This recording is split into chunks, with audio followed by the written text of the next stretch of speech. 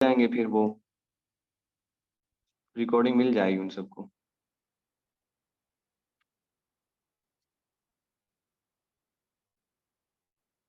चलें जी, स्टार्ट करते हैं। अच्छा, कल हमने इस्लामिक हिस्ट्री पढ़ ली थी हजरत मूसा अलैहिस्सलाम तक। तो आप में से किसी ने अभी तक वो जैसे मैं मतलब कि जुबानी आप लोगों को सुनाता हूँ, ऐसे आप लोगों में से किसी ने अभी याद करने की ट्राई की है? मतलब कि उसे अपनी अपनी बातों में लेके आने की कोशिश की है आपने? ऐसे बातों बातों में याद रखने की किसी ने कोशिश की है? तो वो आपका माइक ऑफ कर देते हैं हम, और वो 1 से 2 मिनट उसे देते हैं, वो अगर सुनाना चाहे तो। जी, आप सुनाना चाहती हैं?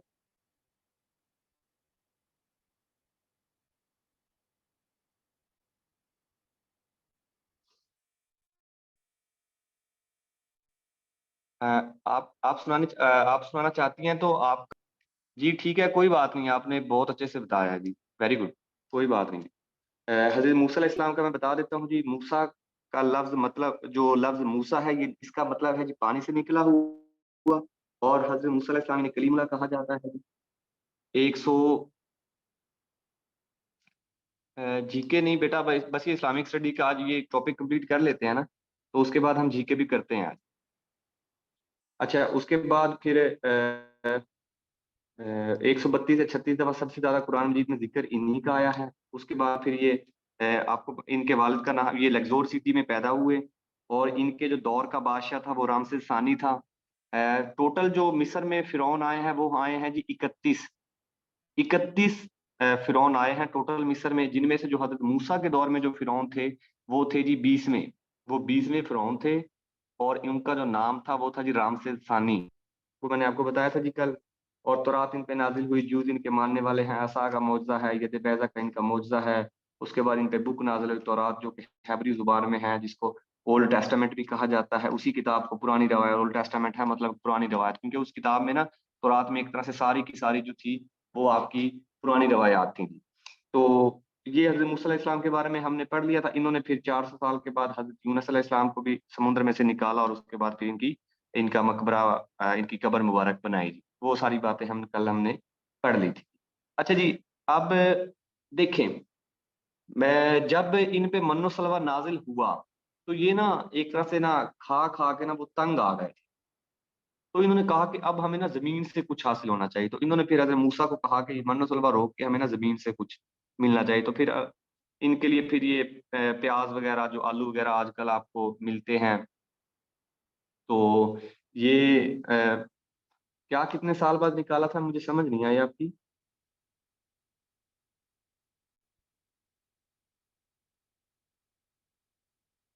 400 साल के बाद जनाब, ये 400 साल के बाद। अच्छा जी, सुने। उसके बाद फिर जब इन वो नाजिल हो गए, तो लेकिन वो सहरा था, वो सहरा की जो जमीन थी वो कुछ चंद दिनों में ही, चंद सालों के बाद वो फिर वो, क्योंकि सहरा की जमीन थी, दोबारा अपनी उसी कंडीशन में आ गई। तो वहां से फिर क्या पैदा होना था? कुछ भी नहीं। तो अब हजरत मूसा अलैहि सलाम ने इन्हें कहा कि हम, जो ये पैलेस्टाइन का रीजन है, ऊपर वाला फलस्तीन का रीजन है, उसको हम फतह करते हैं। और वहां पे हम क्या करेंगे जी, कि ये चीजें सारी इजीली हम उगा सकेंगे। तो हजरत मूसा अलैहि सलाम ने ये नहीं कहा, लेकिन इनकी कौम ने कहा कि नहीं, हम वो इलाका पता ही नहीं कर सकते। वो एक तरह से वहां पे उस वक्त जालूत की हुकूमत थी। तो उनके हौसले एक दफा से वो पस्त हो गए। उनके बाद फिर क्या होता है कि हजरत शमऊन अलैहि इस्लाम आते हैं, फिर हजरत शुमाइल अलैहि इस्लाम आते हैं। लेकिन फिर वो फतह नहीं कर सकते। लेकिन फिर होता है कि दाऊद, जमाना आता है जी हजरत दाऊद अलैहि इस्लाम का।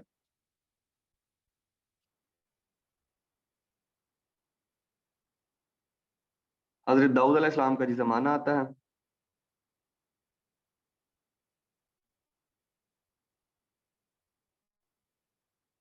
हजरत दाऊद का जी जमाना आता है। और फिर क्या होता है कि दाऊद के, चले हजरत दाऊद के बारे में थोड़ा पढ़ लेते हैं। इन्हें जी नजीबुल्लाह कहा जाता है, खलीफतुल्लाह कहा जाता है, फर्स्ट किंग है अंबिया इकराम में। ये पहले नबी थे जो कि किंग थे, बादशाह बने थे। नजीबुल्लाह इनका टाइटल है जी। उसके बाद खलीफतुल्लाह इन्हें कहा जाता है जी। और उसके बाद ये किंग थे। फर्स्ट प्रॉफिट किंग, ऐसे मैं लिख देता हूँ आपकी आसानी के लिए। पहले नबी थे जो कि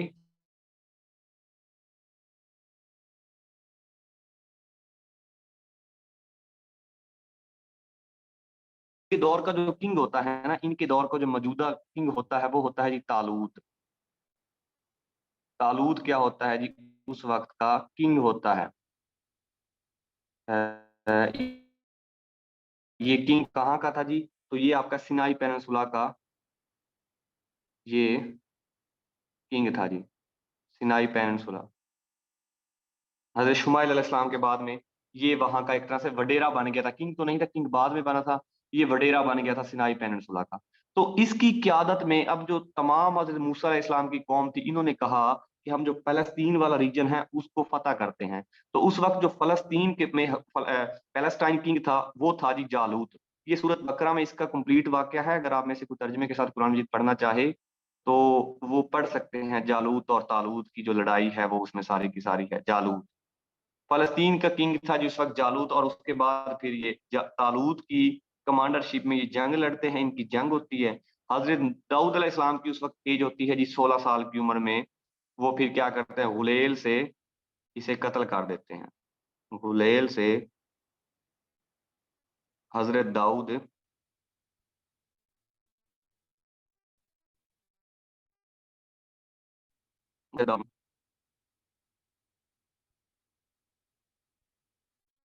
इसे कत्ल कर देते हैं जी। गुलेल के साथ हजरत दाऊद अलैहिस्सलाम क्या करते हैं जी, जालूत को, उस वक्त इनकी एज होती है 16 साल, और इन्हें कत्ल कर देते हैं। तो उसके बाद फिर क्या होता है कि जो ये तालूत था, ये मुतासर होकर हजरत दाऊद को अपनी बेटी का रिश्ता देता है जी। ससुर दामाद इनका रिलेशन है। ये अक्सर पूछ लेते हैं कि what was the relation between Dawood and Talut. इनका रिलेशन का है तो ससुर दामाद का इनका जी आपस में रिलेशन है जी। और जब तालूत इसकी डेथ के बाद क्या होता है जी, कि जो हजरत दाऊद अलैहिस्सलाम है वो हैं जी किंग बन जाते हैं। ठीक है जी। बात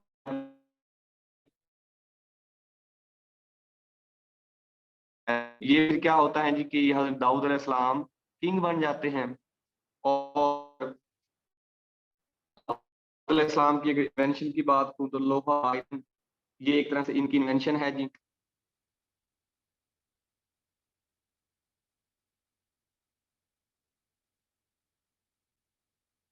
ये क्या करते थे कि लोहे को ना मोम बना देते थे। ये लोहार थे, ये थे जी लोहार थे, ब्लैक स्मिथ कहते हैं ना लोहार को। इनका पेशा था जी लोहार, ये लोहार थे जी, ब्लैक स्मिथ थे ये हजरत दाऊद अलैहिस्सलाम जी। तो ये लोहे को ऐसे मोम बनाते थे, सबसे पहले ये ना मोम बनाते थे। सबसे पहला जो अलाय आपका बना है, मिक्सचर ऑफ टू मेटल्स, वो सबसे पहले हजरत दाऊद अलैहिस्सलाम ने बनाया है।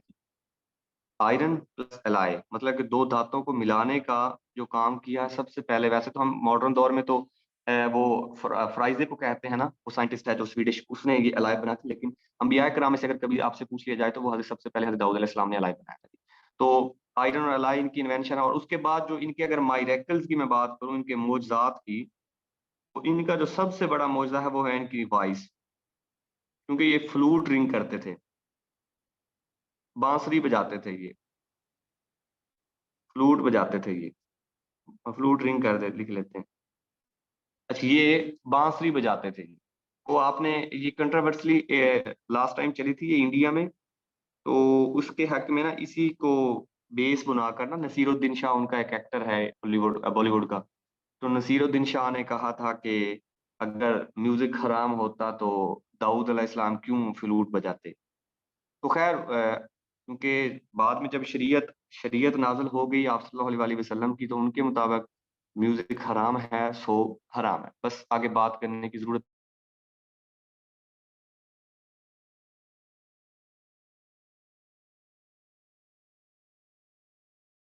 नहीं।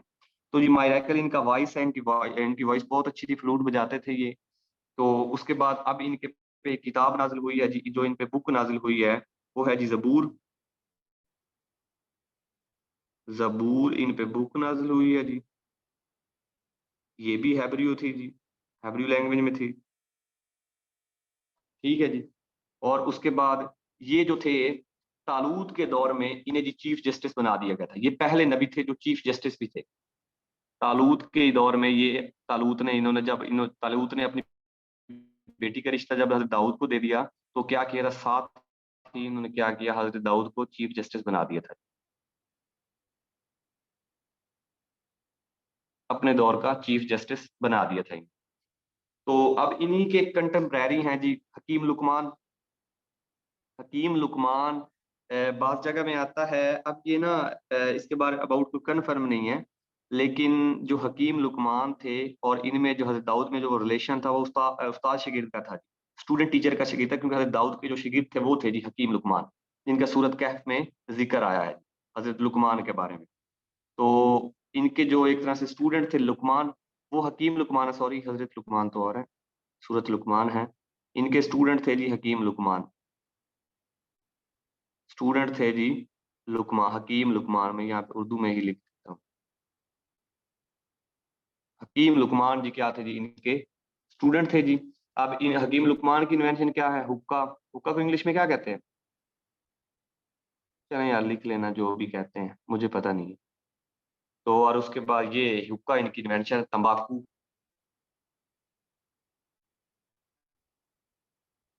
तंबाकू और हुक्का ये हकीम लुकमान की एक तरह से उनकी ये इन्वेंशन है। तो ये हजरत दाऊद अलैहिस्सलाम के बारे में इनका 16 दफा कुरान मजीद में जिक्र है, 16 दफा कुरान में, 16 दफा। जी हबल बबल कहते हैं जी, बिल्कुल ठीक कह रहे हैं आप। हबल बबल वाकई कहते हैं हुक्का को जी। लिख लीजिए आप सब लोग। तो हजरत दाऊद अलैहिस्सलाम के हो गया जी। चलें अब अ, इससे इसका स्क्रीनशॉट ले मैम प्लीज। अब इनके बेटे के बारे में पढ़ते हैं हम।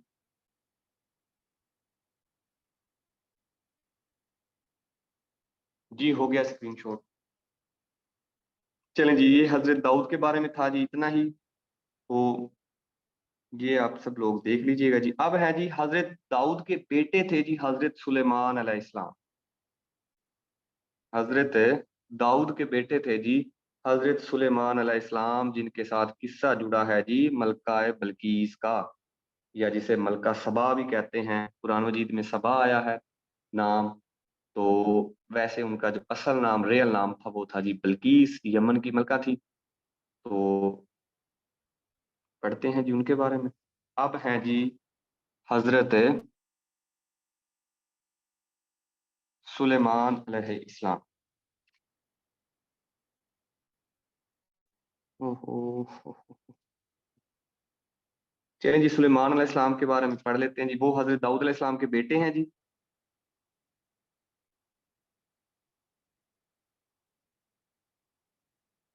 हजरत दाऊद अलैहिस्सलाम के बेटे हैं जी। अब इनके अगर मैं टाइटल की सॉरी इनकी अगर मैं सॉरी इनके मायरकल्स की बात करूं, वो है जी ये परिंदों के साथ बात कर लेते, टाक टू बर्ड। ये परिंदों के साथ जी बात कर लेते थे। इनकी जो बीवी थी जी, वाइफ थी जी इनकी, बीवी मुबारक जो इनकी थी वो मलका सबा। वैसे कुरान मजीद में उसे मलका सबा ही कहा गया है, मलका ही गया है। और और इसे ओरिजिनल नाम तो इसका नाम था जी बल्कीस। ये थी जी मलका थी जी इसकी यमन की, यमन, यमन से बिलोंग करती थी ये। तो इनका जो एक तरह से मतलब तख्त है वो बिजली बर्क की रफ्तार, बिजली की रफ्तार से भी ज्यादा जल्दी से इन्होंने इनके कदमों के नीचे से निकाल दिया था हज़रत सुलेमान अलैहिस्सलाम ने। तो ये वाकया वो आप लोगों ने ना पढ़ा होगा, मलका सबा और हज़रत सुलेमान का जो किस्सा है वो आप लोगों ने सुना होगा। तो तख्त था जब, वो तख्त इनका मलका सबा का हज़रत सुलेमान अलैहिस्सलाम ने इनके पाँव के नीचे से छीन लिया था, जिसके साथ वो फिर वो जो पैगाम करता था, वो भी जो परिंदा वो था जी वुड पीकर। वुड पीकर, ये वुड पीकर आप बहुत जगह पे देखेंगे जी ये परिंदा। आजकल तो वैसे एक तरह से ना ये इसकी पैदावार बहुत कम हो रही है। हुदहुद से कहते हैं वैसे, हुदहुद। ये पैगाम रसानी करता था जी हजरत सुलेमान और मलका सबा के बिटवीन। तो ये उसके बाद मस्जिद अक्सा जो बनाई है वो हजरत सुलेमान अलैहिस्सलाम ने जो जिन्नों से बनाई।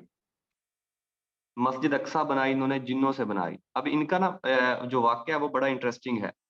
मस्जिद अक्सा बनाई किसने है जी? जिन्नों से बनाई है। इसका जो पहला बनाने के लिए, जैसे वो मैंने आपको बताया था ना कि एक गांव में या देहातों में ऐसा होता है कि कोई ना कोई पत्थर रख देते हैं कि ये जगह मस्जिद ही है, ऐसे कह देते हैं। तो इसी तरह जो एक तरह से जगह वो नाम की थी ना कि ये जगह, इस जगह पे मस्जिद बननी चाहिए, नाम उन्होंने बेशक नहीं दिया था, लेकिन उन्होंने पहला जो पत्थर रख दिया था कि यहाँ पे मस्जिद बनेगी, वो हजरत इब्राहिम और हजरत इसहाक ने रखा था।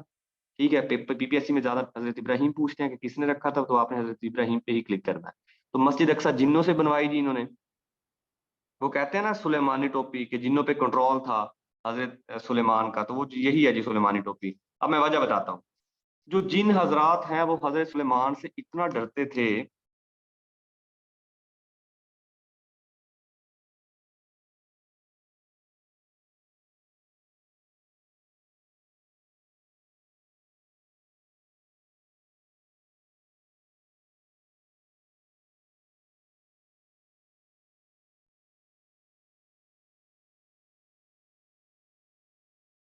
तो गाइस लाइट चली गई।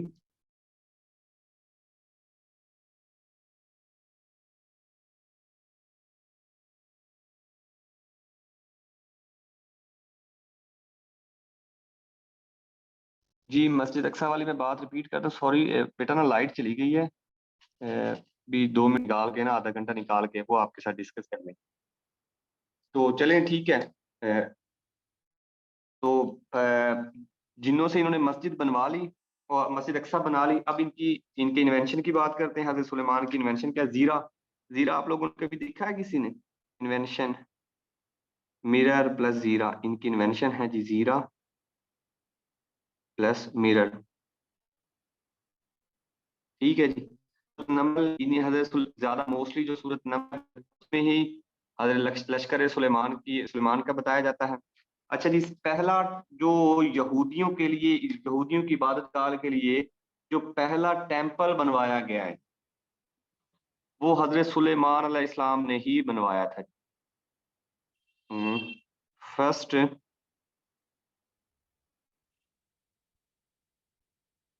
टेम्पल या साइनगोग, या साइनगोग। वैसे यहूदियों की जो इबादत गाह है उसे साइनगोग कहा जाता है। फर्स्ट टेम्पल या साइनगोग और जूज, वो किसने बनाया था जी? हजरत सुलेमान अलैहिस्सलाम ने बनाया था जी। और ये जो बात है, बनाया किस ईयर में था? 957 बीसी में। 957 957 बीसी में ये बनाया था जी उन्होंने। ये एग्जैक्ट डेट भी पूछते हैं पीपीएससी में, अक्सर पूछते हैं ये कि किस साल हजरत सुलेमान अलैहिस्सलाम ने ये बनाई थी। तो 957 साल पहले, बिफोर क्राइस्ट, हजरत ईसा अलैहिस्सलाम के 900 साल पहले इन्होंने क्या किया था कि ये जी बनाई थी जी। यहूदियों के लिए पहली इबादत गाह बनाई थी, साइनगोग इनके लिए बना दिया था जी। अच्छा मुझे बताते चलें, अब इनका जो कुरान जी में जिक्र है, मैंने आपको नहीं दाऊद अलैहिस्सलाम का बताया? चलें वो लिख लीजिएगा बेटा, अपने नोट्स में लिख लें। 16 दफा हजरत दाऊद का जिक्र आया है, बताया है बल्कि मैंने। तो इनका जो जिक्र है 17 दफा, बाप बेटे का 16 दफा जिक्र आया। हजरत सुलेमान अलैहिस्सलाम का जो जिक्र कुरान मजीद में आया है वो 17 दफा आया है जी। तो ये हजरत सुलेमान अलैहिस्सलाम के बारे में है जी। तो हजरत सूरत नबल भी देख लिख लीजिए, वो इन्हीं के रिलेटेड है, उन्हीं में इनके लश्कर का बताया गया है जी। तो अभी देखें हमारे अंबिया रह कौन कौन से गए हैं। वैसे हम लड़ी से के साथ ही पढ़ रहे हैं, एक सीक्वेंस के साथ ही, तो चलें जी पढ़ते रहते हैं। अब जी हजरत सुलेमान अलैहिस्सलाम के बाद में आते हैं जी हजरत जिक्रिया अलैहिस्सलाम। सूरत नमल बेटा, सूरत नमल। अब जी आते हैं हजरत जिक्रिया अलैहिस्सलाम।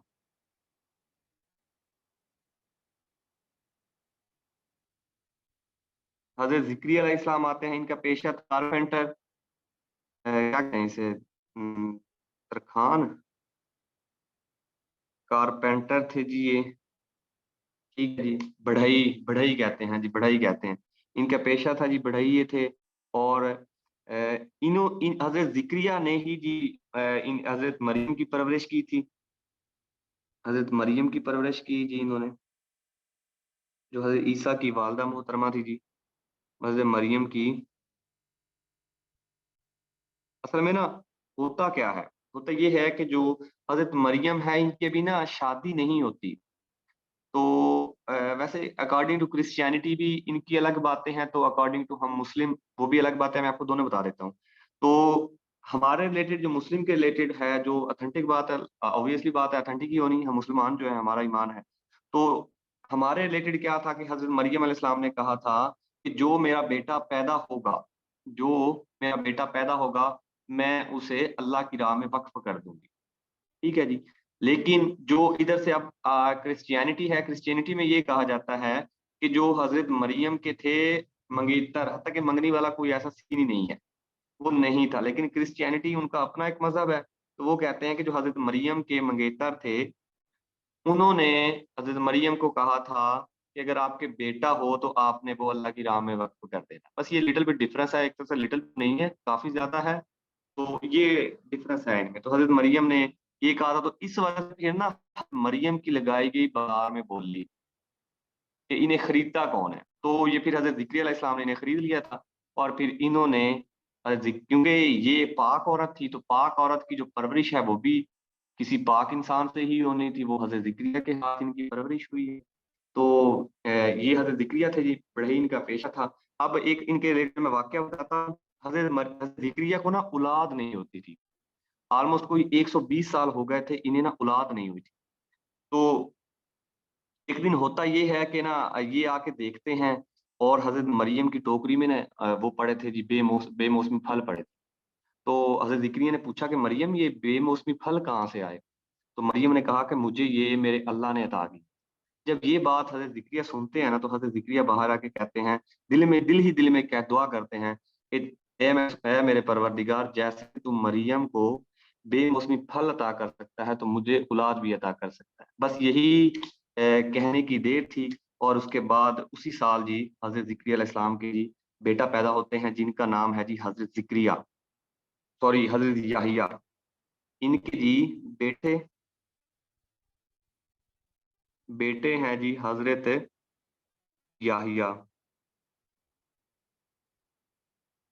याहिया जी, हजरत याहिया इनके बेटे हैं, जिन्हें जो क्रिश्चियन हैं वो कहते हैं जी जॉन द बैप्टिस्ट।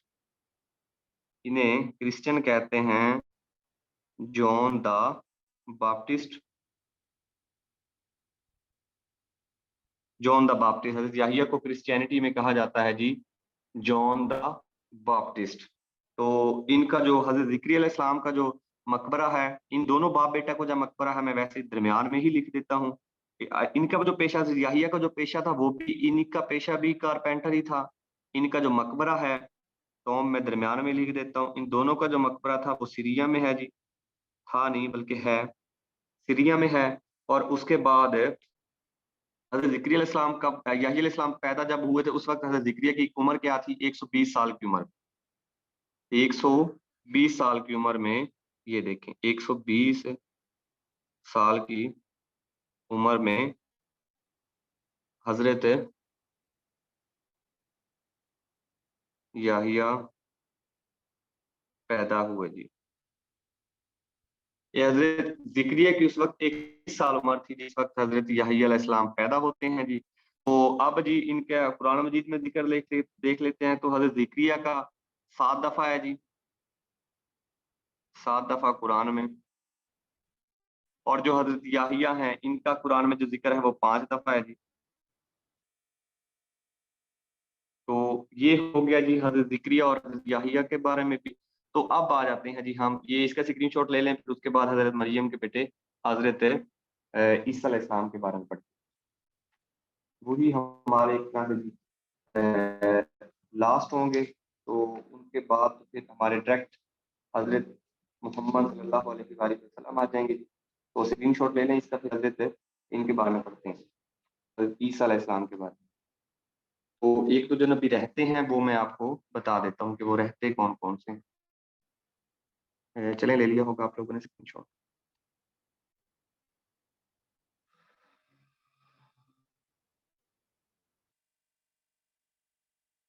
बेटा आप में से किसी ने भी कहा था पहले कुछ देर के जीके पढ़ लेते हैं, तो अभी इतनी जल्दी नहीं करें आप लोग। आपने 2 मंथ आपको कहा है तो आप 2 मंथ हमें दें।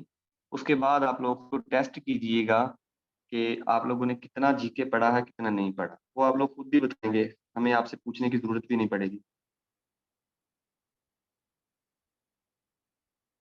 अगर आप हमारे मुताबिक चलते हैं तो ऐसा होगा, अदरवाइज़ अगर आप ज़िद करते हैं तो फिर हम आपके मुताबिक चलते हैं और फिर हम भी अपनी जान छुड़वाने की करेंगे। आ जाते हैं जी हज़रत ईसा अलैहिस्सलाम की तरफ।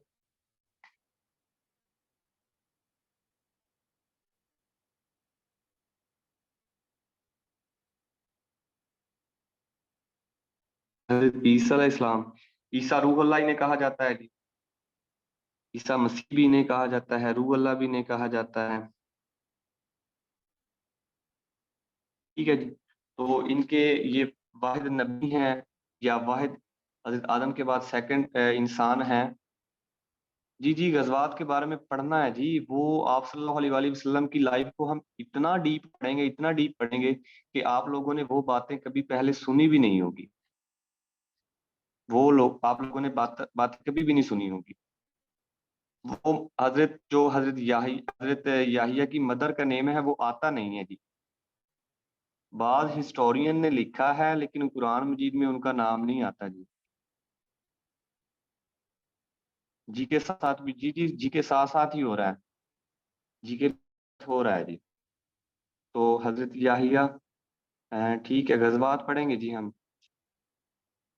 चलें जी, हदीसा रूह अल्लाह ये जी मतलब कि एक तरह से दूसरे इंसान हैं कि जो कि बगैर बाप के पैदा हुए और दूसरी मखलूक कह लें या दूसरे इंसान कह लें कि जो कि बगैर बाप के पैदा हुए। वैसे वो हज़रत सालेह की जो ऊँटनी है वो भी बगैर बाप के पैदा हुई, अल्लाह के हुक्म से पैदा हुई। दुम्बा जो कुर्बान करने के लिए हज़रत इस्माइल अलैहिस्सलाम की कुर्बानी के वक़्त आया था वो भी। तो हज़रत ईसा तो जो वा इनके जो मिरेकल्स हैं वो देख लें जी।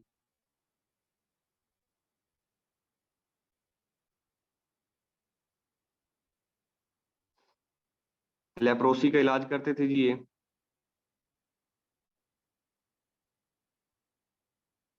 लेप्रोसी का ये इलाज करते थे। टोटल इनके जो मिरेकल्स हैं वो टोटल 9 हैं। ये अक्सर पूछ लेते हैं। अंधों को शफ़ा मिल जाती थी जी। और जो कोढ़ का मरीज़ होता था तो जिन्हें ये दाने वग़ैरह निकल आते तो हज़रत ईसा ऊपर एक तरह से हाथ फेरते थे और फिर वो क्या होता था कोढ़ की बीमारी ख़त्म हो जाती। उसके बाद ये मुर्दों को ज़िंदा कर देते थे जी अल्लाह के हुक्म से। मुर्दों को ज़िंदा करना मुर्दों को ज़िंदा करना भी इन्हीं का है जी। और उसके बाद ये क्या करते थे, ये पुतले बनाते थे मिट्टी के और उसमें फिर परिंदों की मूर्तें बनाते थे और उसमें फिर ना फूँक मारते थे, रूह फूँकते थे जिसकी वज़ह से इन्हें रूह अल्लाह कहा जाता है और वो क्या ना परिंदा क्या ना सही सलामत होके उड़ने लग जाता था। तो टोटल इनके जो हज़रत ईसा अलैहिस्सलाम के मिरेकल्स हैं वो 9 हैं। तो माँ की गोद में ही बोलना, ये भी इन्हीं का था जी। माँ की गोद में बोलना ये भी इन्हीं का मिरेकल है। इन्होंने अपनी माँ की पाकीज़गी बताई थी कि मेरी माँ पाक है। तो नो डाउट हज़रत ईसा अलैहिस्सलाम की माँ जो हैं, वो पाक हैं, मरियम पाक हैं। तो ईसा अलैहिस्सलाम के मायरा अब होता ऐसे है कि इनके जो दौर का इन्होंने ना एक तरह से न्यू मज़हब दिया था। इन पे बुक नाज़िल हुई थी जी, आप सब लोगों को पता है।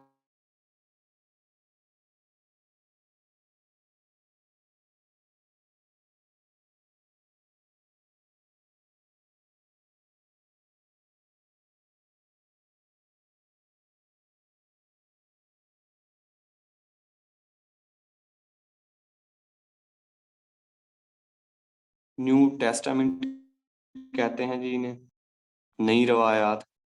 वो पुरानी रवायात थी तो ये हैं जी नई रवायात। ठीक है जी, इंजील को वैसे आगे फिर इनकी बुक के डिटेल के बारे में पढ़ेंगे, वो गॉस्पेल्स क्या हैं, तो ये सारी वो ना रीजन ऑफ द वर्ल्ड में पढ़ेंगे। तो इंजील इनकी बुक है जी, तो सारी की सारी इसमें न्यू न्यू रवायतें और इन्होंने फिर ना क्रिश्चियनिटी फाउंडर ऑफ क्रिश्चियनिटी हैं जी ये। Founder of the world largest religion है इस वक़्त करंट वर्ल्ड में, तो उसके फाउंडर कौन है जी? हज़रत ईसा अलैहिस्सलाम है जी। फाउंडर ऑफ क्रिश्चियनिटी हैं जी ये, ईसाई इनके मानने वाले हैं सारे। और ईसाई क्या कहते हैं कि ये अल्लाह के बेटे हैं। और यहूदी अल्लाह का बेटा किसे कहते हैं? वो कहते हैं जी हजरत उजैर अलैहिस्सलाम को। ये भी लिख लीजिएगा जैसे आप लोग, हजरत उजैर को यहूदी क्या कहते हैं कि ये अल्लाह के बेटे हैं। वो मैं ना वजह भी बताता हूँ अभी। ये ईसा का पढ़ लेते हैं ना, फिर जो हमारे दो तीन छोटे जिनके बारे में थोड़ा थोड़ा हमने जस्ट आपको इन्फॉर्मेशन देनी है अंबिया कराम की, जो दो तीन रह जाएंगे वो मैं आपको ना साइड पे बता दूंगा। तो फाउंडर ऑफ क्रिश्चियनिटी हैं, जिनका मतलब कि एक दफा दो दफा कुरान मजीद में जिक्र आया हो बस, और उनका कोई ज्यादा हिस्ट्री में ना हो कोई वर्क हो, तो इस वजह से फिर उनको हल्का ही पड़ेंगे जितना कुरान मजीद में है। तो फाउंडर ऑफ क्रिश्चियनिटी है जी हजरत ईसा अलैहिस्सलाम। अब जी अब लेकिन ये लोग क्या होते हैं कि ये लोग तो पहले होते हैं जी सारे के सारे जूज होते हैं, यहूदी होते हैं। जब ये एक तरह से न्यू मजहब क्रिश्चियनिटी को देखते हैं तो ये लोग क्या हो जाते हैं, हजरत ईसा के खिलाफ हो जाते हैं। तो हजरत ईसा के हवारी कितने हैं जी? टोटल अपोस्टल कितने हैं? अपोस्टल टोटल अपोस्टल कितने हैं जी? 12 है। 12 हवारी अपोस्टल कहते हैं जी हवारियों को। हजरत ईसा के हवारी को जैसे हम कहते हैं ना, हजरत हुजूर अकरम सल्लल्लाहु अलैहि वसल्लम के मानने जो थे, जिन्होंने ईमान की हालत में देखा था, वो थे जी असहाब, सहाबा इकराम। तो इसी तरह जो हजरत ईसा ने जिन लोगों ने ईमान की हालत में देखा तो उन्हें हम कहते हैं हवारी। तो 12 हवारी थे हजरत ईसा के। तो अब ना अब इन्हें पकड़ने का ना जाल बिछाया जाता है कि किसी तरह हजरत ईसा को पकड़कर इन्हें कत्ल कर दिया जाए। अभी मैंने आपको बताया नहीं है, तो वो जो हजरत याहिया थे ना, जिक्रिया थे, हजरत जिक्रिया अलैहिस्सलाम को आरी के साथ काट दिया जाता है। वो अंबिया इकराम, अब उस पे भी डिबेट होती है। डिबेट ऐसे होती है कि वो बात कुरान मजीद से साबित नहीं होती, लेकिन तारीख दान क्या है जी, वो लिखते हैं कि हजरत उजैर अलैहिस्सलाम, सॉरी हजरत उन्हें हजरत जिक्रिया अलैहिस्सलाम को आरी के साथ काट दिया गया था। वो अब हुआ ऐसे था, चले मैं उसका ओरिजिनल आपको वाक्य बताता हूँ। वो हुआ ऐसे था कि जब हजरत ईसा अलैहिस्सलाम को इन्होंने पैरवी का कहा था ना, उन्होंने भी हजरत ईसा की पैरवी का कहा था। तो वो क्या है जी, अब जो यहूद थे वो उनके पीछे लग गए।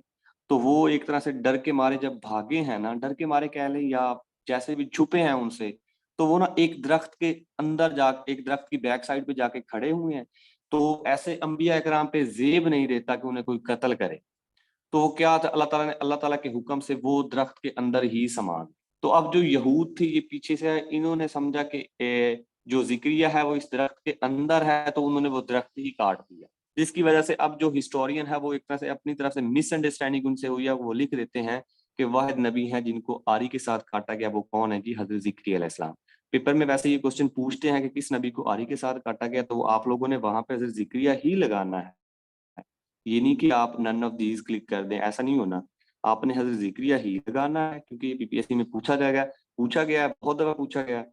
तो ये जहन में रखिएगा, लेकिन इसका जो बैकग्राउंड है वो भी मैंने आपको बता दी। ठीक है जी। तो हजरत 12 हवारी थे ये। अब हजरत ईसा को पकड़ने का हुक्म होता है। जो उस वक्त का जो किंग होता है वो होता है जी पॉलिटस।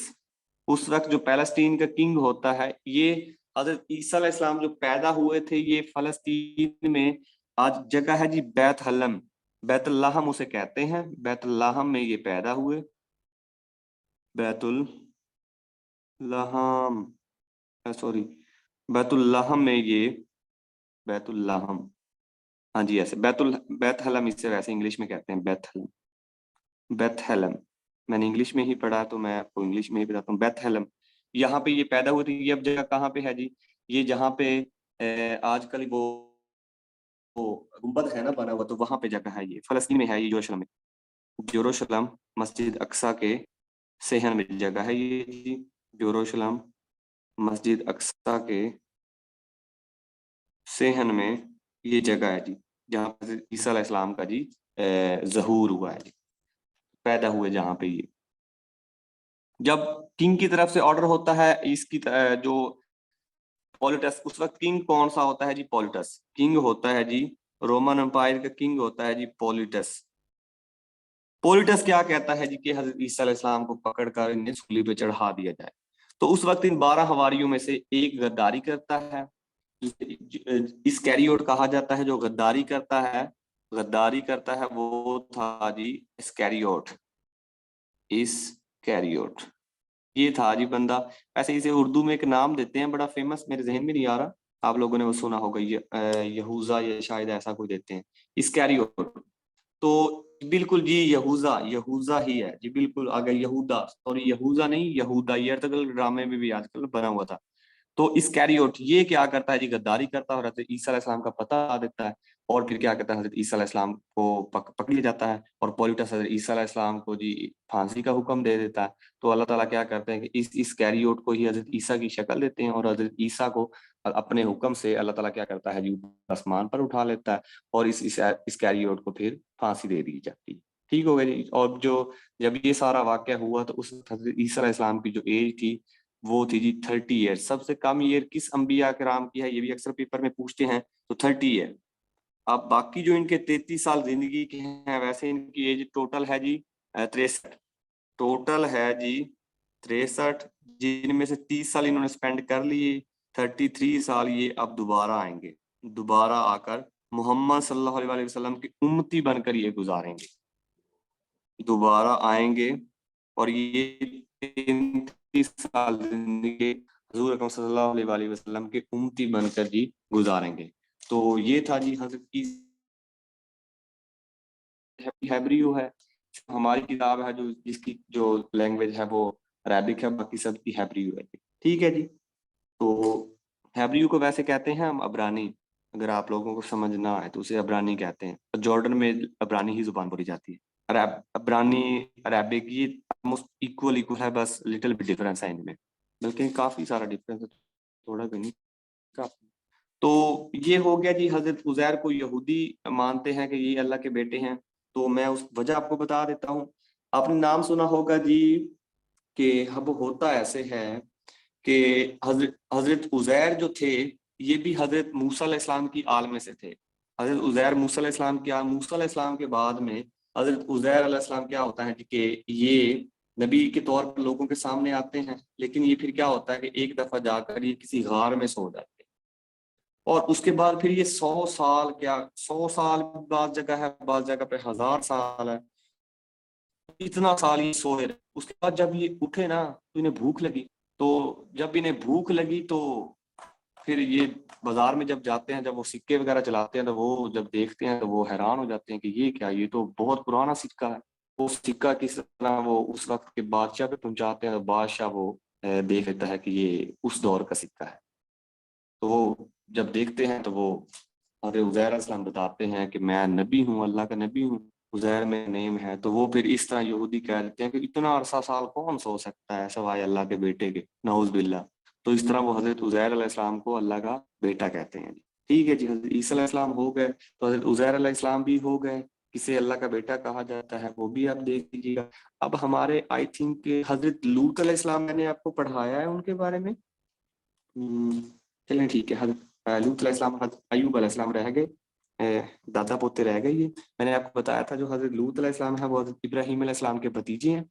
तो चलें लिख लेते हैं। बेटा मुझे याद है वैसे आपके, नो आप ठीक कह रहे हैं, मुझे याद है कि मैंने क्या क्या पढ़ाया है, क्या क्या नहीं पढ़ाया। हज़रत ये हज़रत इब्राहीम के भतीजे हैं जी। अ, भाई के बेटे हैं, नेफ्यू ऑफ इब्राहिम। इब्राहिम अलैहिस्सलाम के नेफ्यू हैं जी। तो अब क्या हुआ था कि अल्लाह इन्होंने, ये जी फलस्तीन में दो बस्तियां हैं, सादूम और अबूरा, सादूम एंड अबूरा।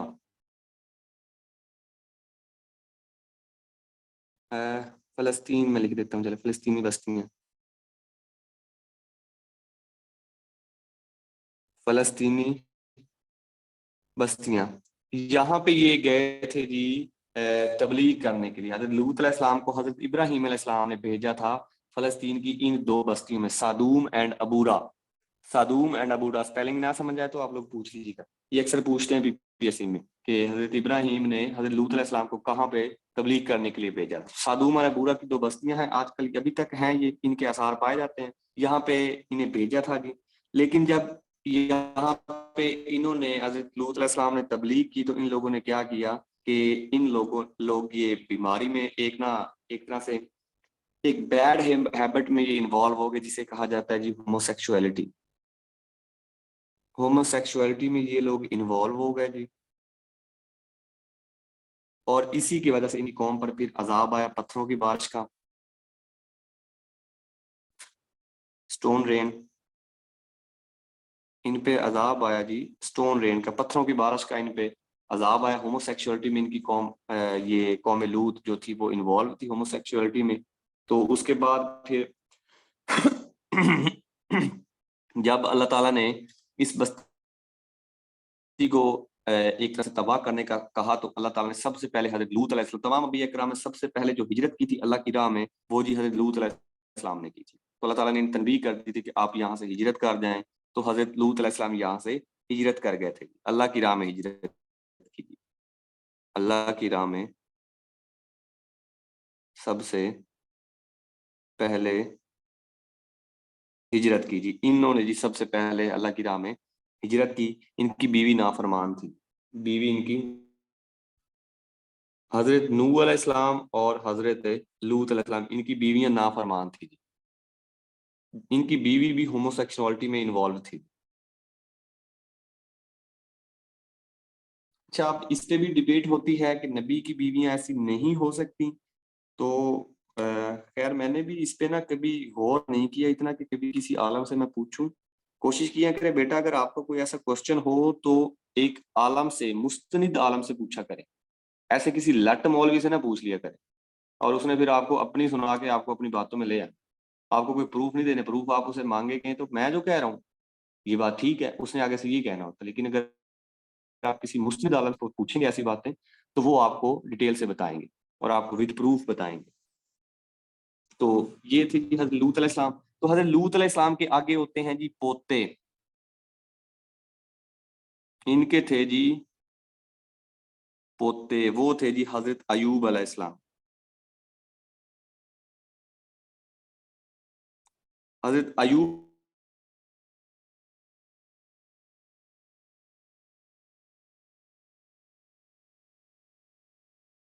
साल होते हैं ना, उनमें अल्लाह ताला इन्हें औलाद भी अता करता है, इन्हें एक तरह से सदारत भी देता है, और उसके बाद माल भी बहुत ज्यादा इनको अता किया जाता है। लेकिन फिर क्या होता है कि वो अल्लाह ताला 80 साल की उम्र के बाद वो सब कुछ क्या होता है जी के इनसे छीन लेता है, और उसके बाद फिर इन्हें एक बीमारी लगा देते हैं जी, लेप्रोसी की। लेप्रोसी की बीमारी लगा दे, लेप्रोसी डिजीज होती है इन्हें 12 साल के लिए, 12 साल लेप्रोसी की बीमारी होती है इनको।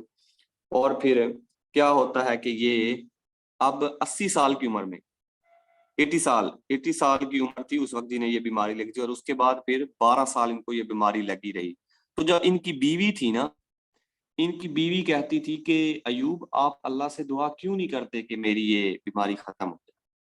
तो इन्होंने कहा था कि अल्लाह ताला ने मुझे 80 साल खुशहाली के अता की है। खुशहाली कितनी थी जी,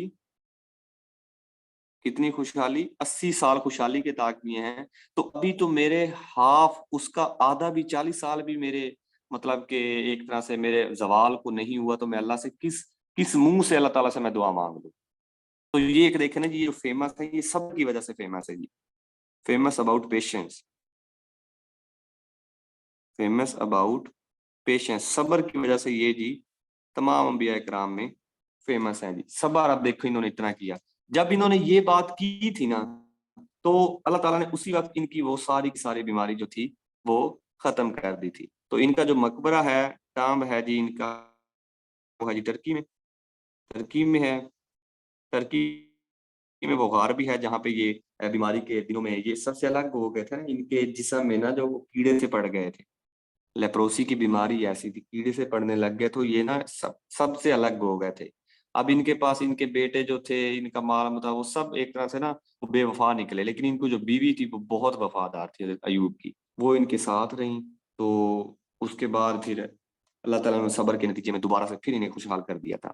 तो इनकी कौम पे जो अजाब आया था वो जो टिड्डियों की बारिश हुई थी, क्या कहते हैं जी इसे इंग्लिश में, टिड्डियों की, टिडी को इंग्लिश में क्या कहते हैं, क्या कहते हैं, क्या कहते हैं, I am not sure about that. और उसके बाद इनका 4 दफा कुरान में जिक्र आया है,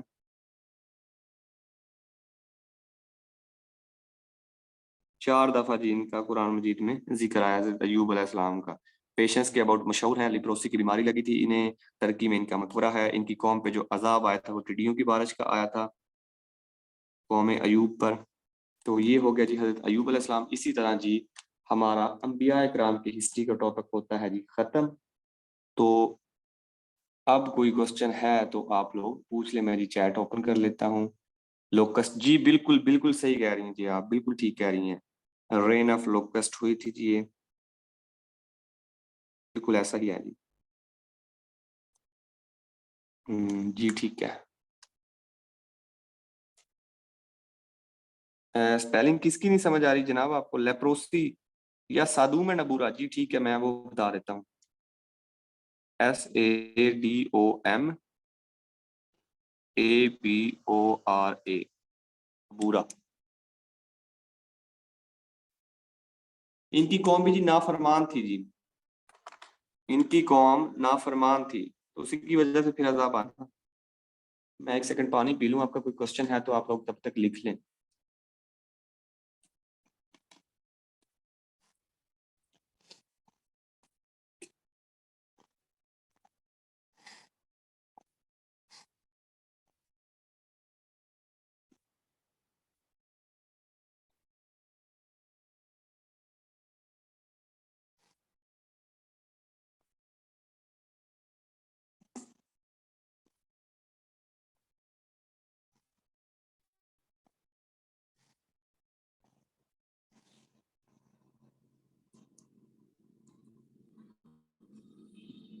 मैंने आपको बताया था बेटा, मैंने लिखवाया था ये, मैंने 69 टाइम्स इनका जिक्र आया है, हजरत नूह अलैहिस्सलाम का 63 दफा आया है,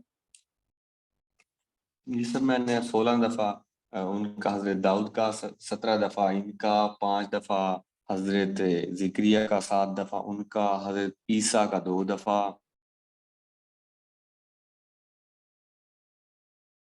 जी जब वो मनोसलवा उतरा था, वो सिनाई पेनिनसुला में उस वक्त रहते थे, सहर सहराए सीना में वो जी उतरा था, सहराए सीना में ही जी वो कोह जूदी है जी, कोह तूर माउंटेन है, तूर माउंटेन जिसे, सॉरी जूदी नहीं है, तूर माउंटेन है, कोह तूर है जी। हजरत ईसा का रिपीट कर दूं? मैंने आपको बताया था, चलें ठीक है मैं रिपीट कर देता हूँ, कोई बात नहीं। हजरत ईसा अलैहिस्सलाम की जी वो वालदा थी हजरत मरियम, और उसके बाद हजरत ईसा को रूह अल्लाह कहा जाता है। इनके 9 बड़े मायरेकल्स हैं, जिनमें जी परिंदों को परिंदों के पुतले बना के उनमें फूंक मारनी और वो उन्होंने उड़ने शुरू कर देना, और उसके बाद फिर ये जिंदों को मुर्दों को जिंदा करना, लेप्रोसी का इलाज, कोढ़पन का इलाज, उसके बाद अंधेपन का इलाज करना। ये 9 हजरत बचपन माँ की गोद में ही वो उन्होंने अपनी माँ की पाकीज़गी बताई। हकीम लुकमान का किस सूरा में जिक्र है? सूरा कहफ में है जी। सूरा लुकमान वैसे पूरी की पूरी है जनाब इस पे। जी फाउंडर ऑफ जो ज्यूज हैं, फाउंडर ऑफ जो ज्यूज हैं वो हजरत मूसा अलैहिस्सलाम है जी, क्योंकि तौरात से स्टार्ट हुआ है ना सब कुछ।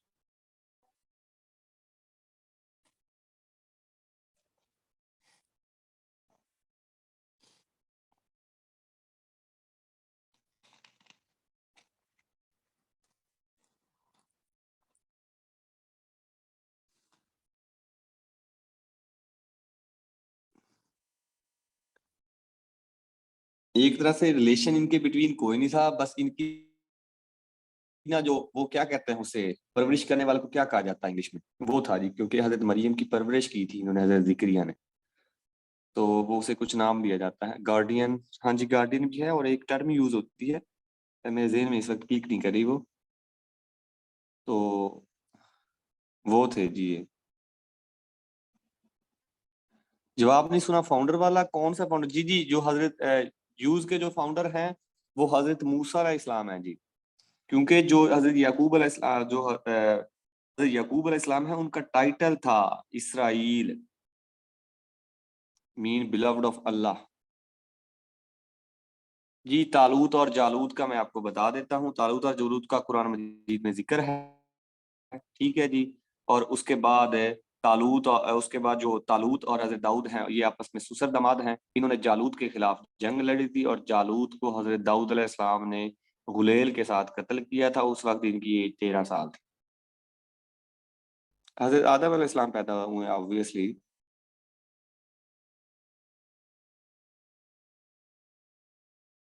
हजरत सुलेमान का मैंने आपको बताया था जनाब, याद करें, हजरत उनके साथ ही मैंने बताया था, हजरत दाऊद के साथ ही। हजरत दाऊद का 16 दफा है और इनका 17 दफा है। और उसके बाद हजरत ईसा का 2 दफा है। हजरत लूत अलैहिस्सलाम का भी आई थिंक 4 दफा, 4 दफा है, नहीं I am not sure about that. हजरत लूत अलैहिस्सलाम का बेटा मैं चेक कर लूंगा, कंफर्म नहीं है। हजरत अयूब अलैहिस्सलाम का 2 दफा है जी, सॉरी 4 दफा। हजरत ये देखें, लिखा हुआ भी है, सामने लिखा हुआ है आपके, 4 दफा सामने लिखा हुआ है जी, हजरत अयूब अलैहिस्सलाम का जिक्र। ये मैं ना आपको एब्रीवेशन बना के दूंगा कि आप लोगों ने कैसे याद रखना है कि किस नबी का कितनी दफा जिक्र आया, मैं आपको ये एब्रीवेशन बना दूंगा, डोंट वरी। वैसे अब तक जो पेपर में पूछा गया है वो भी मैं आपको बता देता हूँ कि किस किस नबी का पूछा जाता है पेपर में। हजरत आदम का पूछा जाता है, हजरत इब्राहिम का, हजरत नूह का, हजूर अकरम सल्लल्लाहु अलैहि वसल्लम का, और उसके बाद हजरत मूसा का पूछा जाता है। ठीक है जी। और उसके बाद हजरत इस याकूब का पूछा जाता है जी, 16 दफा उनका जिक्र है कुरान मजीद में, वो पूछा जाता है जी। तो ये थे ऑलमोस्ट इतने ही हैं जिनका पूछा जाता है। इनका वैसे बार बार रिपीटेड क्वेश्चन में सबसे ज्यादा ये हैं। बाकी अब अंबिया करम वैसे मैंने आपको सारों का मैं लिखवाता है उनके किसका कितनी दफा पूछते हैं, ताकि नेक्स्ट टाइम वो कहीं से भी पूछ सकते हैं ना। जरूरी तो नहीं कि पास्ट की आप याद रखें। 2 दफा आया हज़रत ईसा अलैहिस्सलाम का जिक्र कुरान में। जी जी 16 दफा, जी 16 दफा हजरत याकूब का 16 दफा ही आया जिक्र। वो जो मैंने जो 16 आप कह रही हैं, वो ये है कि जो 16 दफा हजरत दाऊद का भी जिक्र 16 दफा ही है, और लेकिन हजरत सुलेमान का है वो 17 दफा है। इस्कैरियोट, इस्कैरियोट जी वो गद्दार था। चलें ठीक है, अपना हम पढ़ते हैं। मजीद कुछ रह गया तो टॉपिक अभी, क्योंकि अभी हमने वो दूसरा भी एंड करना है अपना जीके वाला भी, जनरल साइंस का। स्क्रीनशॉट आप लोगों ने ले लिया होगा, मैं अज्यूम कर लेता हूँ।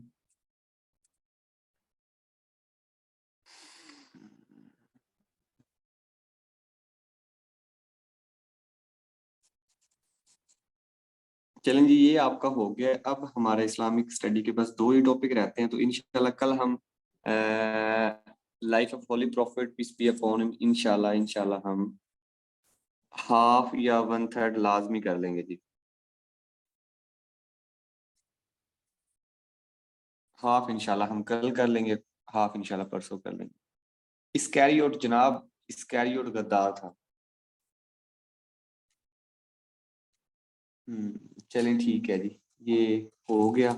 तो उसके बाद हम आज पढ़ते हैं जी, हम डाइजेस्टिव सिस्टम को लेकर पढ़ते हैं, जनरल साइंस का टॉपिक कर लेते हैं जी। तो एक्टिव हो जाइए आप सब लोग जी। अगर किसी ने पानी पूनी पीना है तो आप पी लें जी, इजी हो लें, हम 2 मिनट और दे देते हैं आप, क्योंकि एट अ टाइम भी ऐसे पढ़े तो बंदा ना बोर सा हो जाता है। आपने अगर 5 मिनट लेने हैं तो मैं दे देता हूँ जी आपको, पानी वगैरह आप पी लें जी।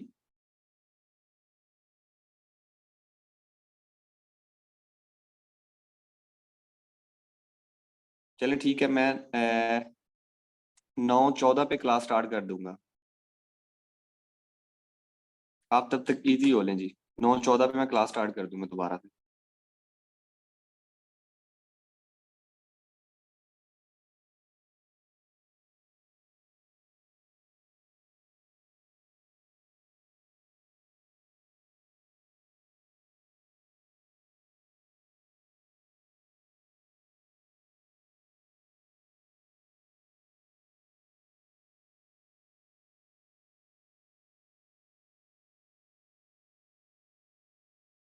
उसे कुछ नहीं पता, बताइएगा आप।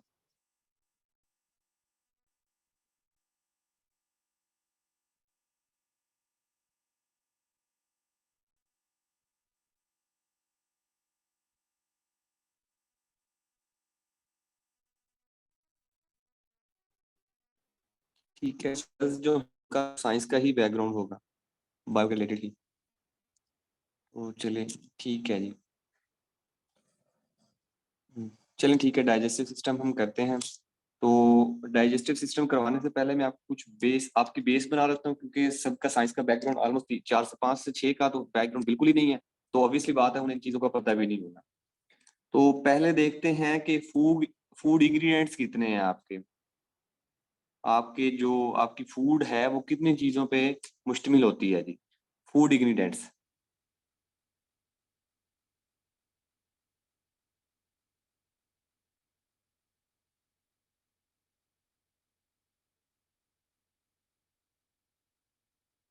अब जी जो आपकी फूड है वो 3 चीज़ों पे मुश्तमिल होती है जी हमेशा। एक है जी कार्बोहाइड्रेट्स,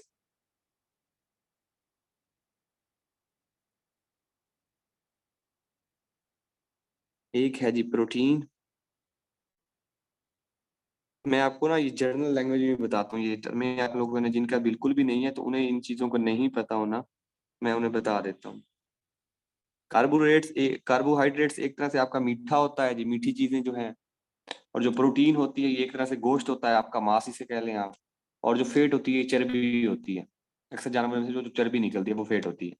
ये समझाने के लिए, लेकिन वैसे ओरिजिनल में ये कुछ और होता है, लेकिन मैं आपको एक तरह से कंसेप्ट बनाने के लिए कह रहा हूँ आपको कि ये कार्बोहाइड्रेट से ले ले मीठा, मिठाई या मीठा। और उसके बाद ये आप मांस ले ले हैं, गोश्त। और उसके बाद फैट्स जो हैं ये आपकी चर्बी है जी। ठीक है जी। इन पे आपकी खुराक, कोई भी जो खुराक है वो इन चीजों पर मुश्तमिल होती है। ठीक है जी।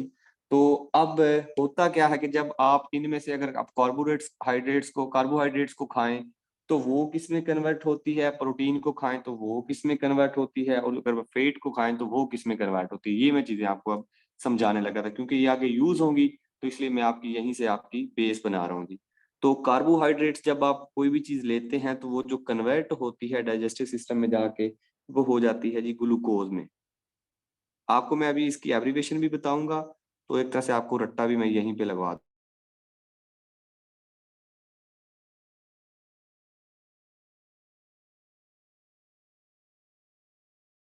हैं।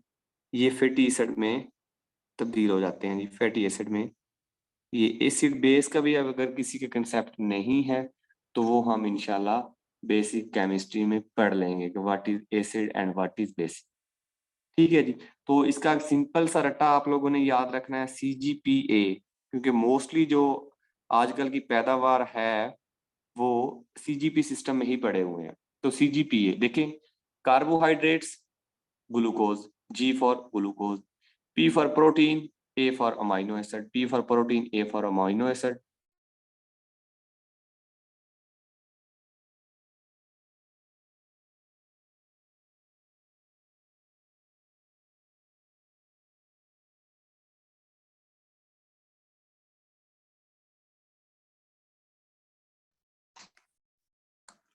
ये हाल है जी हमारे। चलें दोबारा आ गई है। चलें ठीक है। अच्छा देखें, आवाज आ रही है आप सब लोगों को? मैम बताइएगा, आवाज आ रही है? जी जी, आवाज क्लियर है आपकी। जी ठीक है, जी ठीक है। तो अभी देखें, एक तरह से मैं आपको ये पूरा रट्टा आपका हो गया CGPAF। एफ फैट से फैटी एसिड, वो आपको बस एक एफ याद रखें, FF, तो वहीं से आपको वो याद हो जाएगा। तो CGPA कार्बोहाइड्रेट्स ग्लूकोज में, और उसके बाद प्रोटीन जो है वो अमाइनो एसिड में। एक ही इसकी एब्रीविएशन याद रखें, CGPAF। CGPAF, ये आपकी CGPA वही है जी जो आपको आप लोगों ने हासिल की रखी है, पता नहीं कितनी कितनी ले रखी। तो ये हो गया। और उसके बाद आपका एक मैं मेजर डिफरेंस आज मैं क्लियर करने लगा हूँ कि what is organs and what is glands.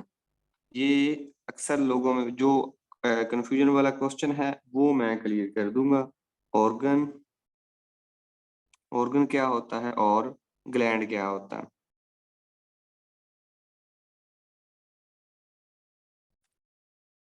जो डिफरेंट टाइप्स ऑफ सेल होते हैं ना बॉडी में, उन्हें कहा जाता है जी organ. different, sorry to say, different type of cell, type of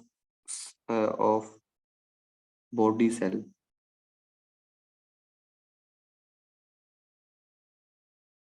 body cell called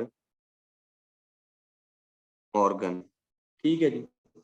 तो इसी तरह जो ग्लैंड होता है वो same type of body cell होता है। ग्लैंड क्या होता है जी? Same type of body cell. तो लेकिन इसमें अगर आपको मैं मजीद कुछ बताऊं, मजीद कुछ ग्लैंड के बारे में बताऊं, तो जो ग्लैंड्स होते हैं ना वो हमेशा कुछ ना कुछ चीजें सिक्रीट करते हैं, कुछ ना कुछ चीजें खारिज करते रहते हैं। ठीक है, यहाँ पे अगर लिखना चाहें तो आप लिख लें, नोट के तौर पर लगा लिख लें। जो ग्लैंड्स हैं, glands are always secrete some liquid. Secrete का मीनिंग होता है खारिज करना। ये हमेशा कुछ ना कुछ खारिज करते रहते हैं, सब लिक्विड ही लिख लें। ठीक है जी, ये कुछ ना कुछ लिक्विड वगैरह खारिज करते रहते हैं ग्लैंड, जैसे सलाइवरी ग्लैंड। ये जो थूक है आपका, एक तरह से क्या है जी? आपका लिक्विड ही है। ठीक है जी। तो ये ग्लैंड होते हैं और ये आपके ऑर्गन। अब मैं जो आपको क्वेश्चन बताने लगा हूं वो ये है कि जो आपका लार्जेस्ट ऑर्गन है वो है स्किन। स्किन आपकी बॉडी के अंदर है, जो लार्जेस्ट ऑर्गन है वो है जी स्किन। बट जो लार्जेस्ट ग्लैंड है वो है जी लिवर। लार्जेस्ट ग्लैंड वो है जी लिवर। ठीक है जी। तो ये अक्सर ना कंफ्यूज कर देते हैं, बाज दफा वो ऑर्गन पूछ लेते हैं, बाज दफा ग्लैंड पूछ लेते हैं। तो आप लोगों ने याद रखना है कि जो लार्जेस्ट ऑर्गन है वो है डिफरेंट टाइप ऑफ बॉडी। अभी देखें, आपकी अगर मैं जिल्द की बात करूं तो जो हाथों की जिल्द है वो अलहदा है, और उसके बाद जो आपके पाँव की एड़ी की जिल्द है वो अलहदा है। तो वो क्या होगी? Different type of body cell हो गए ना। लेकिन अब अगर आप इसी की तरफ लीवर की तरफ आए और उसके बाद स्टोमक की तरफ आए, तो वो क्या है? वो एक तरह से ग्लैंड है, वो कुछ ना कुछ खारिज करते हैं। आपका स्टमक है, हमेशा वो क्या है? वो एक तरह से वो आपका यूराइन खारिज करता है, यूराइन बनाता भी है। सॉरी, वो तो किडनी बनाती है। Sorry sorry sorry. जो आपके ये है ना स्टोमक है, वो हमेशा सलाइवरी ग्लैंड को सिक्रीट करता रहता है। थूक जो बनता है आपका वो वहीं पे बनता है। तो ये एक तरह से ग्लैंड और ऑर्गन में डिफरेंस है। और ये जो क्वेश्चन जो आपके हैं अक्सर कंफ्यूज करते हैं बच्चों को, तो ये भी मैंने आपके साथ डिस्कस करना समझा, बेहतर समझा, इसलिए मैं आपको ये बता दिए। तो ये आपके हो गए। इनकी पिक ले लें जी, पिक बना लें जी इनकी। आगे अब हम अपने असल टॉपिक को स्टार्ट करते हैं। पहले था आपका बेस बन जाए, उसके बाद फिर अब इंशाल्लाह हम स्टार्ट कर लेते हैं। तो जी ठीक है, ले लिया होगा आप लोगों ने।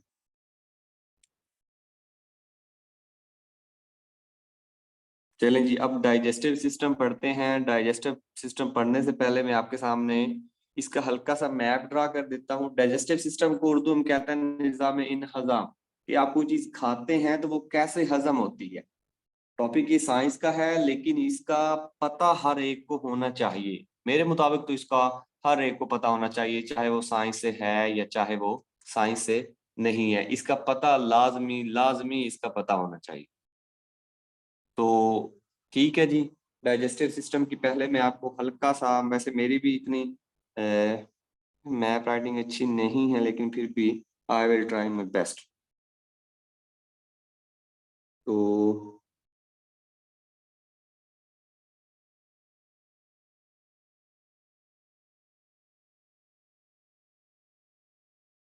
मैंने आपको पहले ही बताया कि मेरी भी इतनी अच्छी नहीं है, लेकिन मैं थोड़ी ट्राई करता हूँ इसकी बनाने की। आप लोगों ने भी जी ऐसे ही बनाना है। अगर मैं बना सकता हूँ तो आप भी बना सकते हैं, क्योंकि मेरी बिल्कुल ही इसकी अच्छी नहीं है, मेरी ड्राइंग बिल्कुल अच्छी नहीं है। लेकिन ट्राई करनी है आप सब लोगों ने ना, लाजमी लाजमी ट्राई करनी है।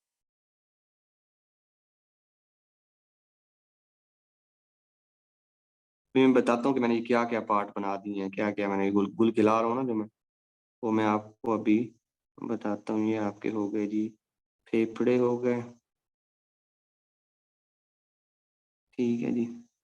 और उसके बाद यहीं पे आपका जी ये आपका जी एक तरह से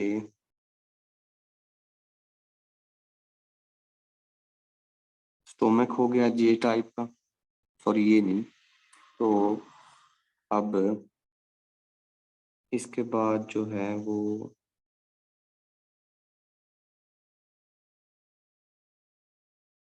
ये हो गया। और इसी तरह जो आपका ये है, ये आपका बन गया जी स्टोमक। मैं आपको बताता रहूंगा, अभी बस आप बनाएं सही किसी तरह, मैं आपको बता दूंगा कि मैंने क्या क्या चीजें बनाई और कैसे कैसे मैंने बनाई। आप लोगों ने बना के इसकी पिक ले लेनी है जी, लाजमी ले लेनी है। मैं आपको वैसे ही चीजें रटा भी दूंगा, रट्टा भी लगवा दूंगा आपको, और रट्टा लगवाने में तो मैं माहिर हूँ कि रट्टा कैसे लगवाना है।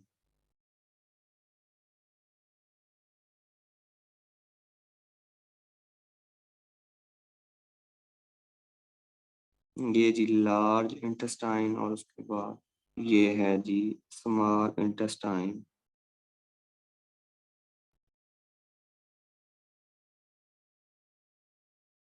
ठीक है जी।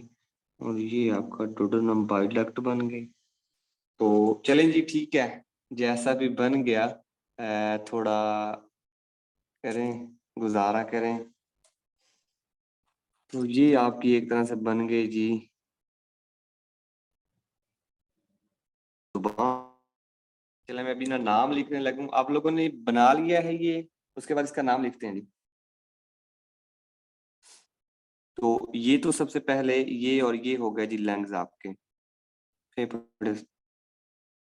ठीक है जी, ये भी आपके लंग्स हो गए जी। ठीक है जी। और उसके बाद ये आपकी हो गई जी ट्रकिया।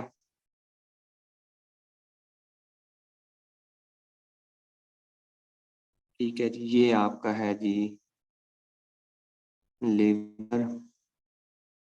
और ये आपका है जी स्टोमक।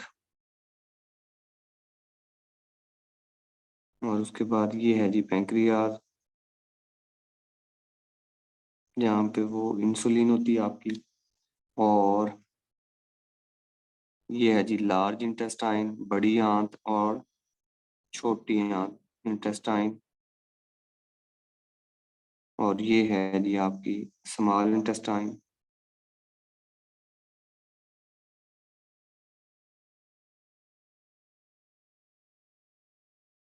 ठीक है जी, ये भी सारा हो गया। और ये हाँ, ये रह गया, ये गाल ब्लैडर रह गया, पित्ता आपका।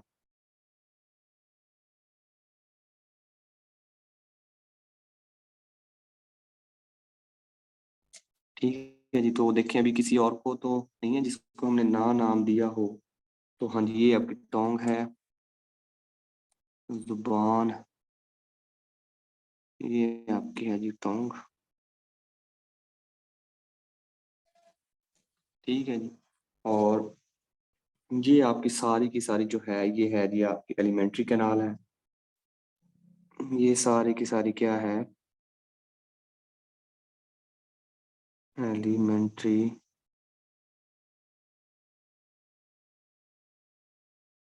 चलें जी, ये आप एक दफा बना लें, और उसके बाद फिर हम पढ़ते हैं जी।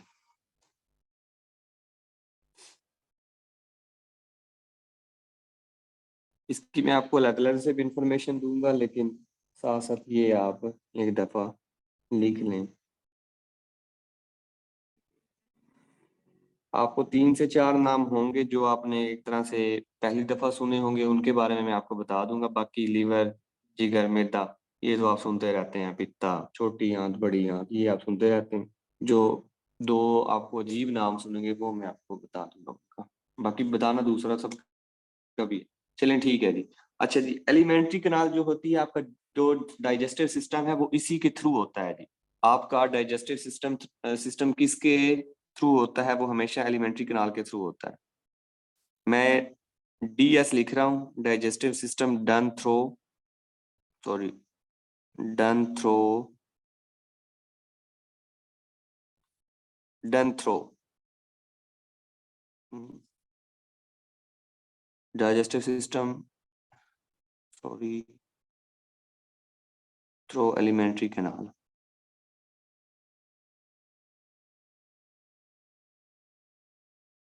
आपका जो डाइजेस्टिव सिस्टम है वो किस नाली के थ्रू होता है? वो सारा का सारा एलिमेंट्री कैनाल के थ्रू होता है। इसकी जो लेंथ है वो 9 मीटर है।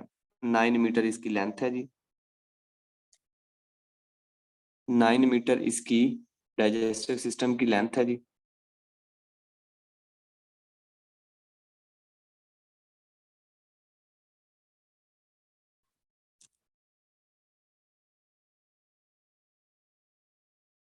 जी आइसोफेगस की ये यहाँ पे है। आइसोफेगस यहीं पे आइसोफेगस होता है।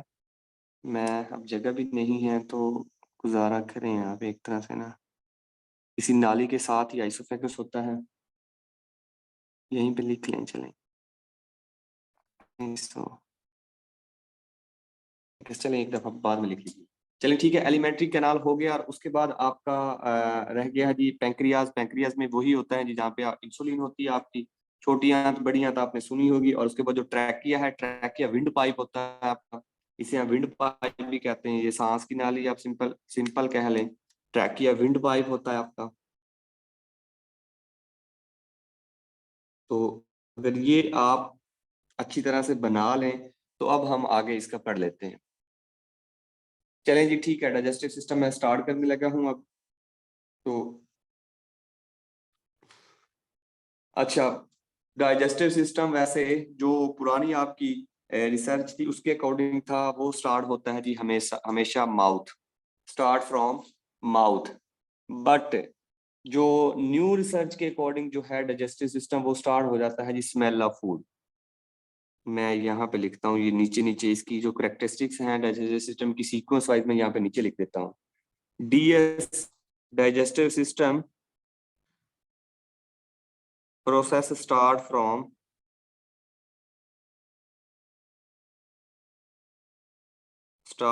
माउथ। मुंह से शुरू हो जाता था, but according to new research, according to new research start from smell of food, की खुशबू से। वो भी देखे ना कभी हमसायों के घर में अच्छा सालन बन रहा हो ना, तो आप लोगों को खुशबू के साथ ही आप लोगों के मुंह में पानी आ जाता है। तो वहां से एक तरह से आपका डाइजेस्टिव सिस्टम स्टार्ट हो जाता है। तो यही है जी जो न्यू रिसर्च आपकी कहती है। अच्छा, अब उसके बाद फिर क्या होता है कि जो टीथ होते हैं वो आपकी जो खुराक, आप कोई भी आप एक तरह से रोटी का लुकमा ही जब लेते हैं तो वो जो आपके दांत हैं वो क्या करते हैं, स्लाइवरी ग्लैंड, स्लाइवरी यहाँ पे स्लाइवरी ग्लैंड भी होते हैं। ये रहे जी, ये सारे स्लाइवरी ग्लैंड हैं जिन्हें आप थूक कहते हैं, स्लाइवरी ग्लैंड। तो स्लाइवरी ग्लैंड के साथ मिलकर दांत क्या करते हैं, उस रोटी के लुकमे को जो पीस देते हैं, उसका पेस्ट बना देते हैं, उसका जी पेस्ट बना देते हैं। चलिए मैं दूसरा लिख लेता हूँ यहीं पे। आप लोगों ने भी ऐसे ही लिखना है। Teeth break the food into pieces, break the food into sorry pieces, pieces and mix with salivary gland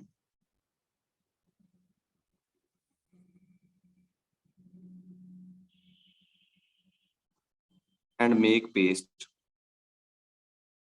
वो क्या करते हैं जी कि खुराक को टुकड़ों में तोड़ देते हैं और उसके बाद स्लाइवरी ग्लैंड के साथ मिलकर क्या करते हैं, इसका पेस्ट बना देते हैं जी, एक तरह से ना पेस्ट सा मिक्सचर सा बना देते हैं। ठीक है जी। अब इसको हजम भी होना है, ऑब्वियसली बात है, इसको हजम करने के लिए कुछ ना कुछ जरूरत पड़ेगी। तो यहाँ पे फिर क्या होता है कि जो आपकी जुबान है वो हमेशा दो चीजों पर मुश्तमिल होती है। जो आपकी टोंग है वो किस किस पे मुश्तमिल है, यहाँ पे नजर आ रहा है आपको? एक सेकंड जी, आ रहा है नजर। जो आपकी जुबान है वो किस पे, उसमें क्या क्या है जी? एक तो है जी स्लाइवरी ग्लैंड, एक है सलाइवरी ग्लैंड प्लस दूसरा क्या है, इंजाइम। अब क्या करती है, जो ये जुबान है इन दो चीजों पर मुश्तमिल है, तो फिर जो ये इंजाइम होते हैं ना, ये कैटालिस्ट होते हैं जो कि आपके किसी भी रिएक्शन को तेज कर देते हैं। जुबान में अल्लाह ताला ने एक खासियत रखी है कि यहाँ पे इंजाइम है, और जो आपका ये पेस्ट बनता है, तो पेस्ट को जल्दी जल्दी से हजम करने में क्या काम देती हैं ये इंजाइम। ये क्या है जी, कैटलिस्ट है। इंजाइम्स क्या होते हैं, ये एक तरह से जी ये कैटलिस्ट हैं जी। कैटलिस्ट क्या होते हैं, जो कि किसी भी रिएक्शन को तेज कर देते हो। जो कैटलिस्ट, लिख लें जी कैटलिस्ट। स्पेलिंग ना समझ आए तो आप लोग पूछ लीजिएगा, ऐसे ही गलत ना लिखिएगा। कि इसके क्या करते हैं, to increase reaction, to increase reaction,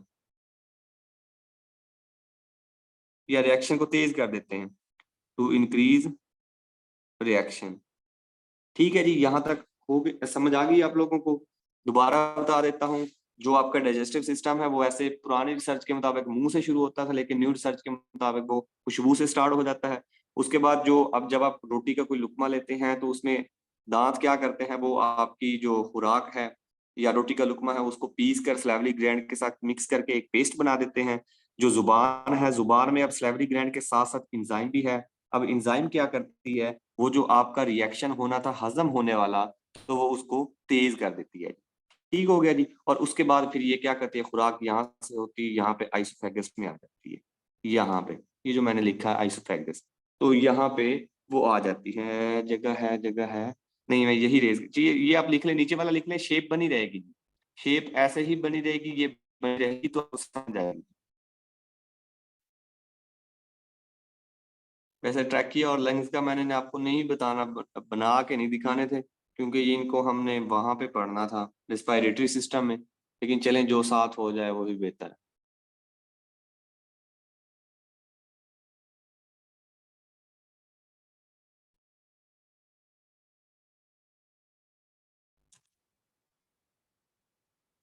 चलें ठीक है जी, ले लिया आपने।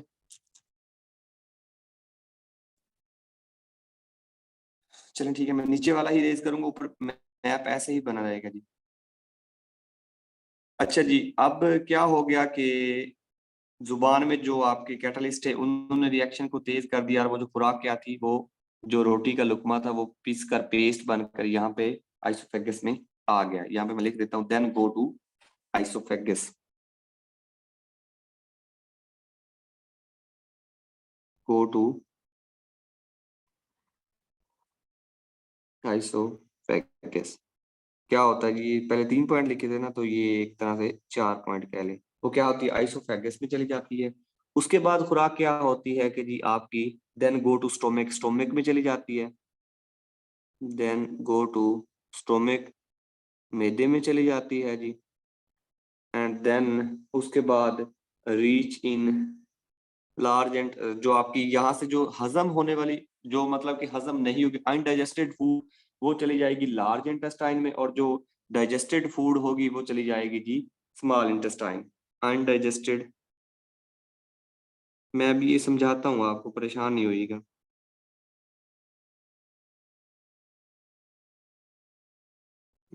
गो टू लार्ज इंटेस्टाइन, ये मैं ऐसे लिख रहा हूँ शॉर्ट फॉर्म में। और जो डाइजेस्टेड फूड होगी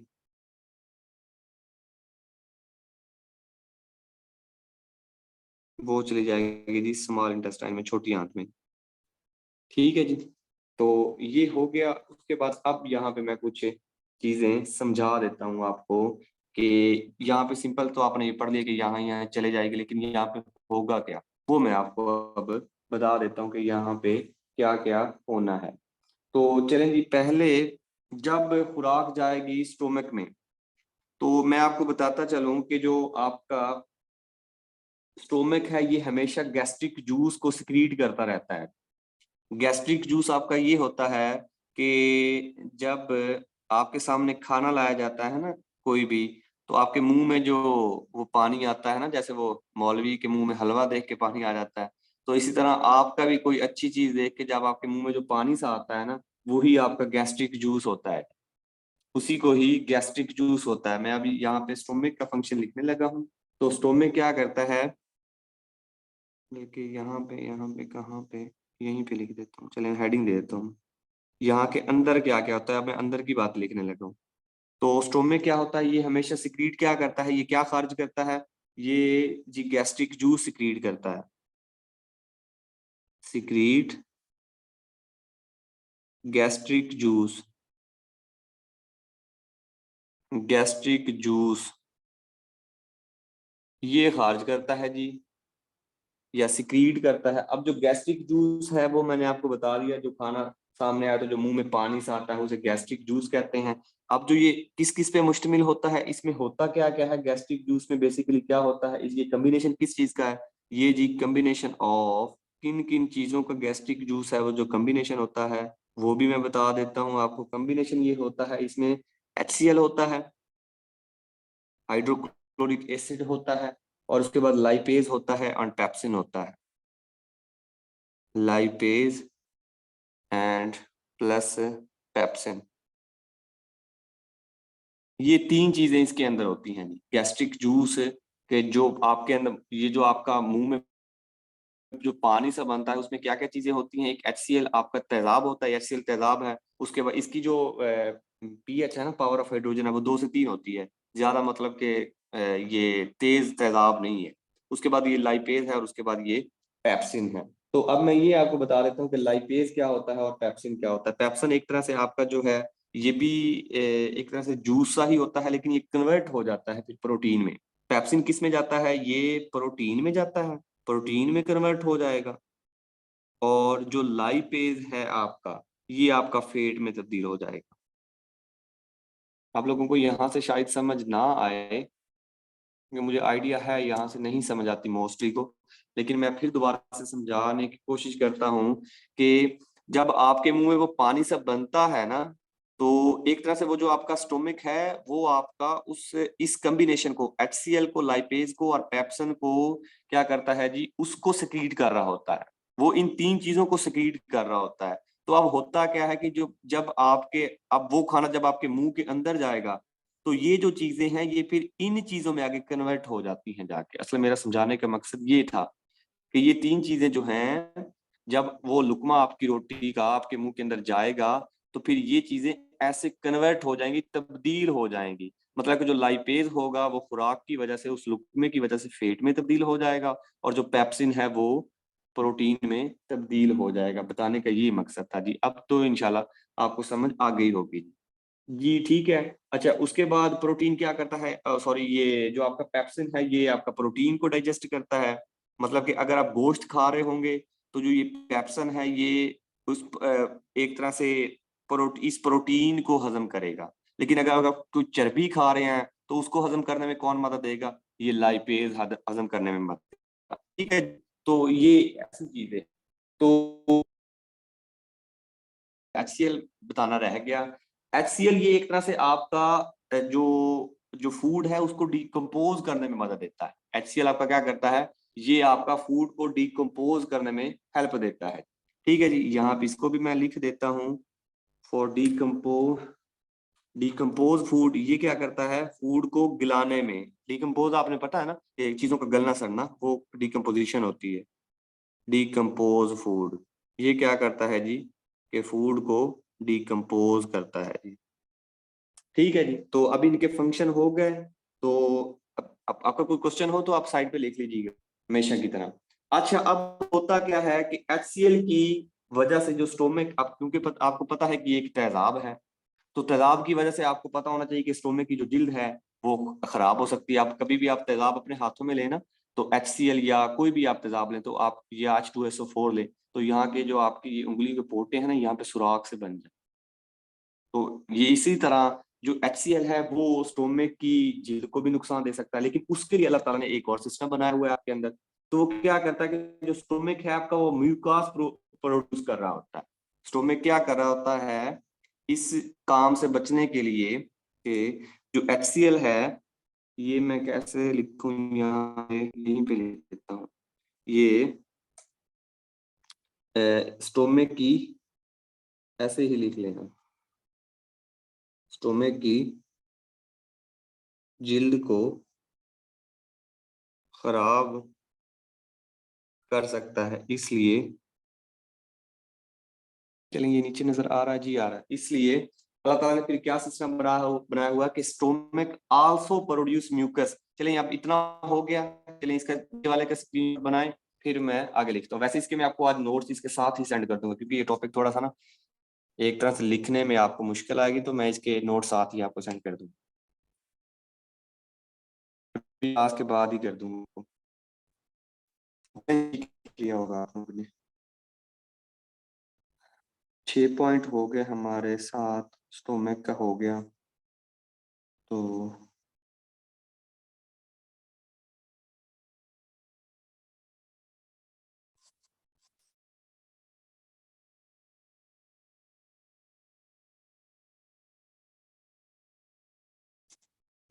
चलें जी, ठीक है। तो अल्लाह ताला ने फिर क्या हुआ है, अल्लाह ताला ने फिर क्या किया कि इसकी ये जिल्द को खराब होने से बचाने के लिए अल्लाह ताला ने एक और सिस्टम भी आपके अंदर रख दिया कि जो स्टोमक है आल्सो प्रोड्यूस म्यूकस। स्टोमक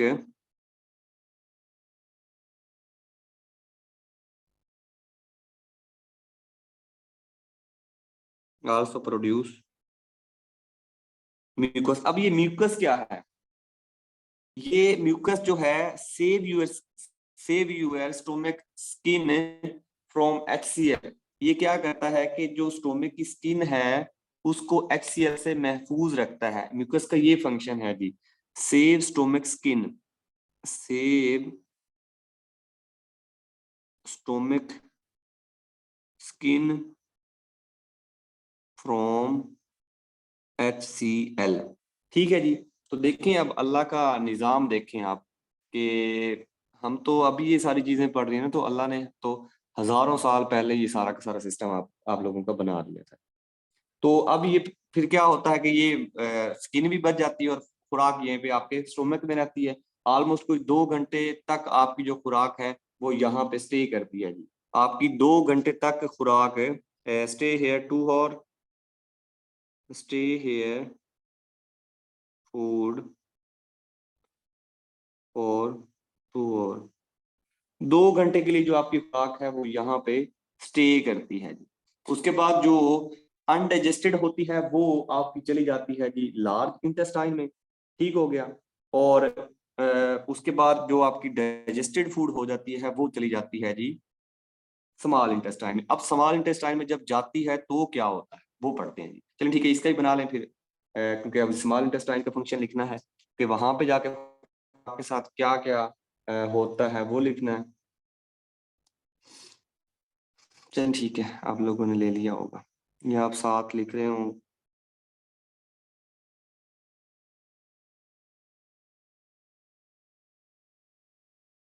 आप लोगों को जहां से समझ ना आए आप पूछ लीजिए, क्योंकि मोस्टली का साइंस का बैकग्राउंड है नहीं ना। तो चलें जी, स्मॉल इंटेस्टाइन के बारे में देखते हैं कि स्मॉल इंटेस्टाइन में क्या होता है। INST में लिख देता हूँ। अच्छा जी, अब यहाँ पे होता है कि जो आपकी फूड है यहाँ पे वो जो आपकी यहाँ पे फूड आती है वो HCl की वजह से यहाँ पे एसिडिक आती है। यहाँ पे स्मॉल इंटेस्टाइन में HCl की वजह से आवर फूड हेयर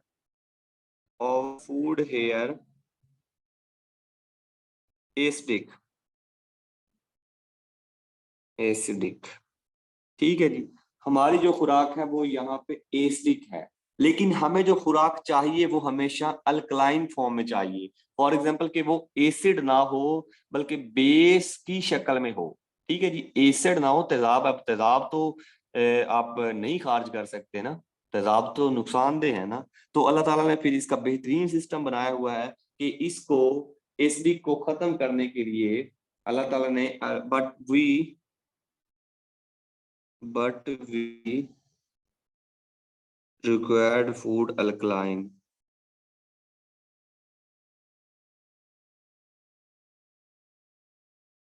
कि हमें यहाँ पे खुराक कौन सी चाहिए, अल्कलाइन।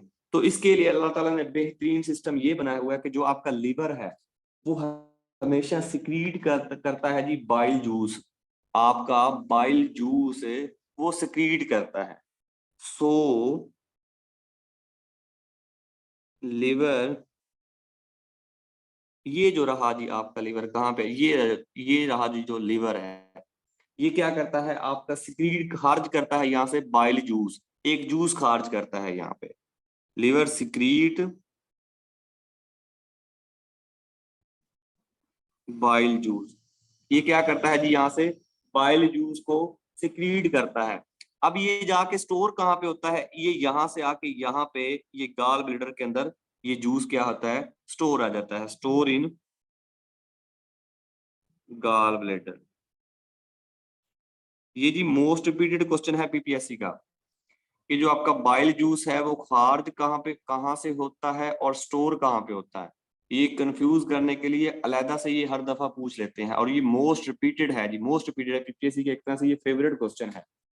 तो ये स्टोर इन गाल ब्लैडर में ये स्टोर हो जाता है। उसके बाद फिर क्या होता है कि जो आपकी जो डाइजेस्टेड फूड थी, ये फिर क्या हो जाती है कि बाइल डक्ट के थ्रू आपकी स्मॉल इंटेस्टाइन के अंदर चली जाती है, और वहां पे फिर जो आपका ये बाइल जूस है, ये वाला बाइल जूस, ये क्या करता है कि आपकी खुराक को यहाँ पे बना देता है जी, बेस बना देता है या अल्कलाइन बना देता है, जो कि फिर आप उसे खारिज कर देते हैं कि बाई बाई एनस, एनस के जरिए आप इसको खारिज कर देते हैं। तो क्या करता है, दोबारा से मैं आपको बता देता हूँ, फूड जब आपकी एसिड होती है, लेकिन यहाँ पे जो आपकी फूड इंटेस्टाइन में आती है वो एसिड होती है, लेकिन हमें चाहिए क्या, हमें तो अल्कलाइन चाहिए, बेस शक्ल में चाहिए।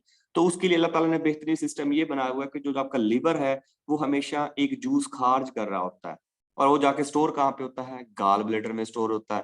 फिर ये गाल ब्लैडर से होता हुआ ये आपकी स्मॉल इंटेस्टाइन के अंदर आता है, और फिर यहाँ पे ये बाइल जूस के साथ मिलकर खुराक को बेस बनाता है, और फिर खुराक यहाँ पे ये एनस, एनस के थ्रू ये है, वैसे यहाँ पे लार्ज इंटेस्टाइन में है anus,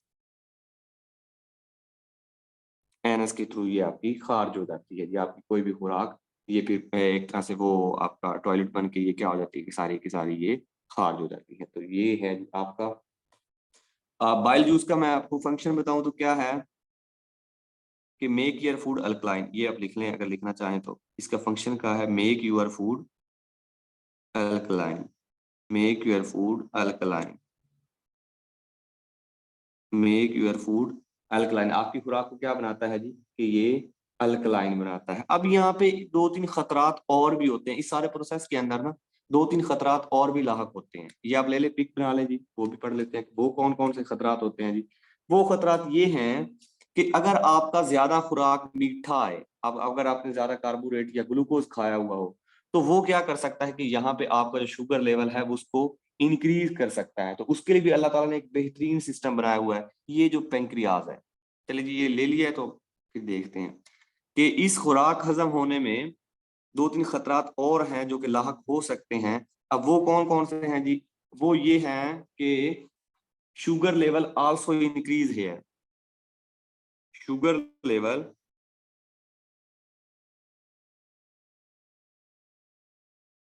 can increase, sugar level increase हो सकता है। तो पेंक्रियाज क्या करता है, सो जो आपका ये पेंक्रियाज है ये क्या करता है, ये पेंक्रियाज आपका जो आप इंसुलिन लगाते हैं, जो शुगर वाले मरीज है ना वो बेचारे लगाते हैं इंसुलिन, शुगर क्या करता है secrete insulin, pancreas insulin secrete, ऐसे लिख लें यार, इंग्लिश तो अजीब ही है, जैसे मर्जी आप लिख लें इसको, यहाँ से सिक्रीट पहले होना था।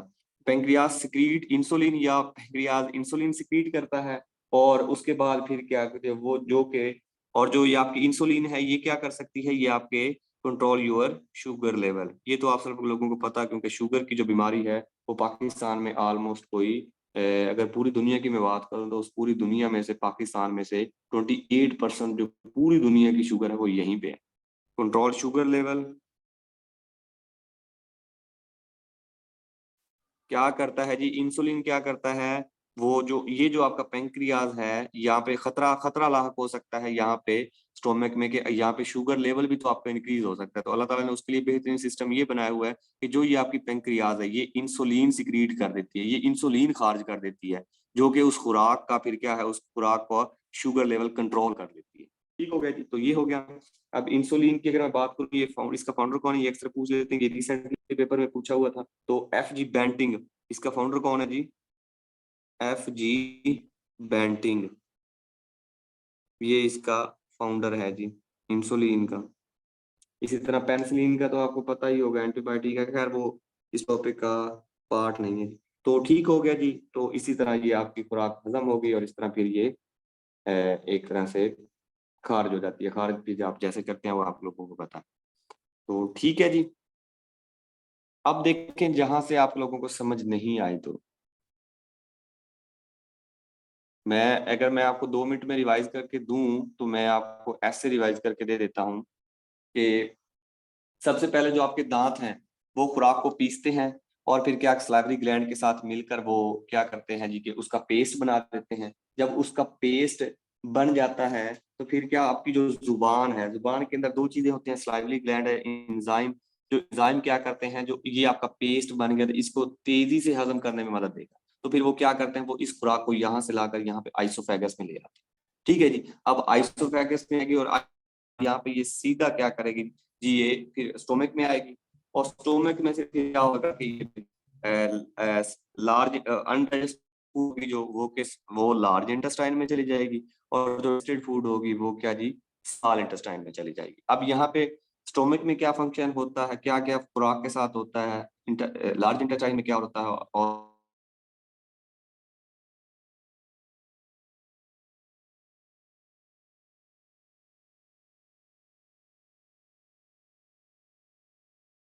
स्टोमक में आती है। स्टोमक आपका क्या करता है, वो हमेशा कुछ ना चीजें खारिज कर रहा था, क्योंकि ग्लैंड जो सॉरी हाँ जी, ये ग्लैंड जो है ये, तो ये क्या करता है, ये सिक्रीट गैस्ट्रिक जूस करता है। ये जो आपका स्टोमक है ये एक गैस्ट्रिक जूस सिक्रीट कर रहा होता है। अब गैस्ट्रिक जूस क्या है आपका, वो एक तरह से जो आपके मुंह में वो पानी सा आता है जब आपके सामने जब खुराक आती है।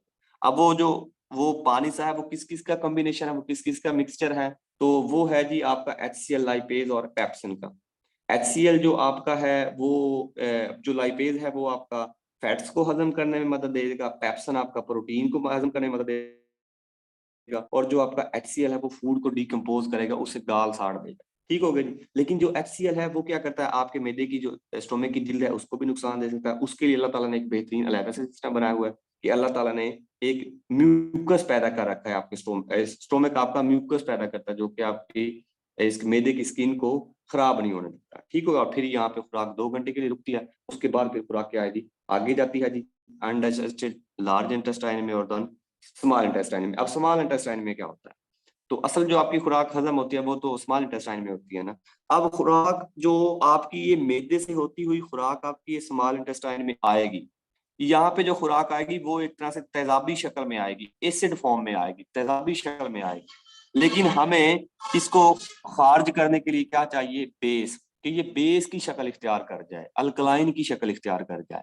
तो उसके लिए अल्लाह ताला ने एक और बेहतरीन सिस्टम बनाया हुआ है कि जो ये आपका लीवर है, ये लीवर रहा जी, ये लीवर क्या करता है कि ये आपका बाइल जूस सिक्रीट कर रहा होता है। ठीक है जी। तो अब वो जो बाइस जो जब सिक्रीट करता है, तो ऑब्वियसली बात है यहाँ से होता है ये गाल ब्लैडर पित्ते के अंदर ही आएगा, यहाँ पे आके स्टोर कर जाता है। उसके बाद फिर ये क्या करता है कि ये लार्ज इंटेस्टाइन में होता है वो स्मॉल इंटेस्टाइन में जाता है, और फिर वहां पे आपकी जो एसिड शक्ल की खुराक होती है उसको ये अल्कलाइन में तब्दील कर देता है। बाइलूस, बाइलूस का फंक्शन क्या है कि वो आपकी एसिड खुराक को बेस में तब्दील कर देता है। ठीक हो गया जी। तो वो हो गया, और उसके बाद फिर यहाँ पे एक दो खतरा, और उसके बाद फिर ये जब खुराक बेस में बन जाती है तो उसके बाद फिर आप बाई एनस आप ये खारिज कर देते हैं। तो अब यहाँ पे शुगर का भी खतरा हो सकता है, शुगर इंक्रीज हो सकती है क्योंकि कार्बोहाइड्रेट ज्यादा आप अगर आ जाए तो अल्लाह ताला ने उसके लिए भी अल्लाह ताला एक सिस्टम बनाया हुआ है कि पेंक्रियाज जो है ये आपका सिक्रीट करता है इंसुलिन। इंसुलिन क्या होती है, जो आप अक्सर मर्द औरत हजरा सारे लगा रहे होते हैं, इंसुलिन लाओ जी इंसुलिन लाओ, तो वो क्या शुगर लेवल को कंट्रोल करती है। तो ये दैट FM बेंटिंग इसका फाउंडर है। चलें जी, अब आपके क्वेश्चन की तरफ आते हैं।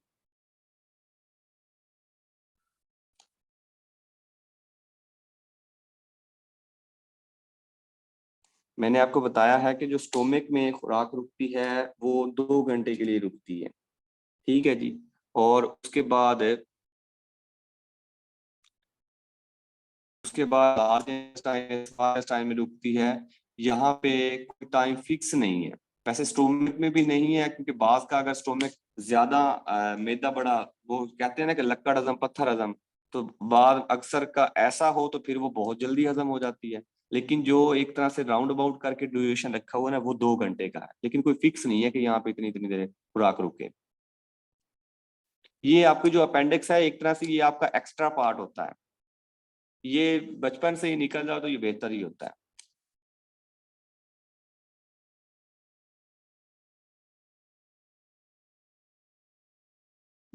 चलें जी, ठीक है। अपेंडिक्स का काम क्या होता है? काम इसका क्या होगा यार? अपेंडिक्स का क्या काम हो? ये तो एक्स्ट्रा पार्ट होता है, extra part of your body है।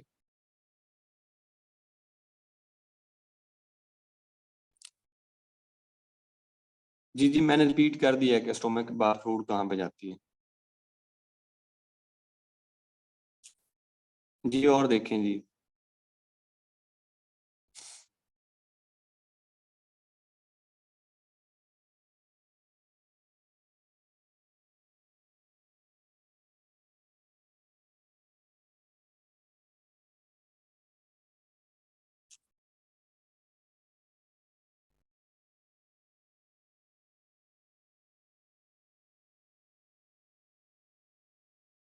जो न्यूट्रिस एलिमेंट्स है ना, वो आपके डाइजेस्टिव सिस्टम को इफेक्ट कर सकते हैं। और वो कैसे कर सकते हैं, आपको ये पता होना चाहिए कि जितने भी आपके न्यूट्रिएंट्स हैं, वहां पे जो उनकी ज्यादा क्वांटिटी होती है वो आपकी एसिड की ही ज्यादा क्वांटिटी होती है। और आपका जो एसिड है वो आपके डाइजेस्टिव सिस्टम को काफी सारा नुकसान पहुंचा सकता है।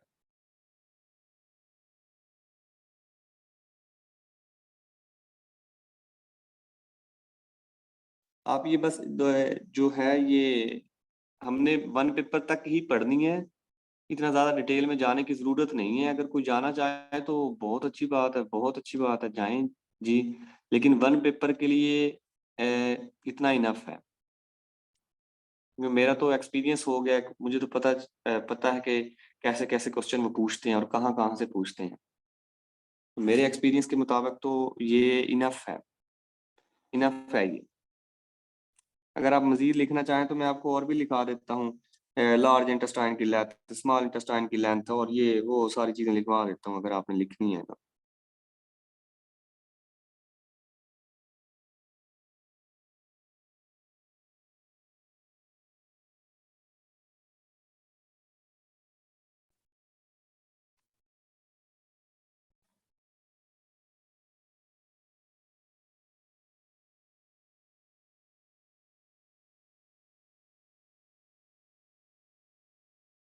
जी जी, ये फूड की वैल्यूज को डिटरमाइन करते हैं। So how to make good chart in order to have a good digestive system. Good digestive system के लिए आपका पहली तो बात ये है कि जो आपका स्टोमक है वो स्ट्रांग होना चाहिए। और सेकेंडली जो आप जितनी आपको मैं जनरल एग्जांपल देता हूँ कि अगर आप ज्यादा कार्बोहाइड्रेट्स वाली खुराक लेंगे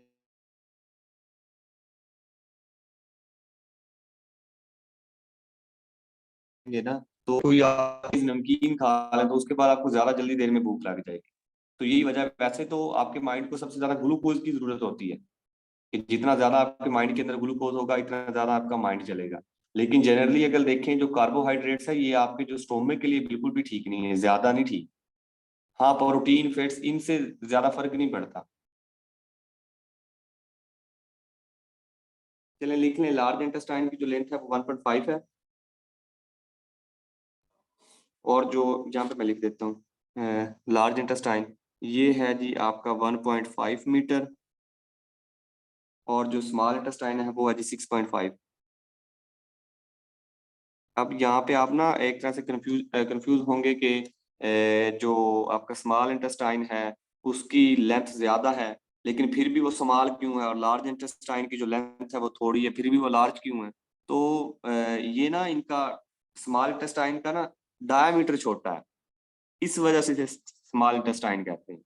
और जो लार्ज इंटेस्टाइन है उसका जो डायमीटर है वो बड़ा है, इस वजह से उसे लार्ज इंटेस्टाइन कहते हैं। ये इनके ना डायमीटर की वजह से ये है।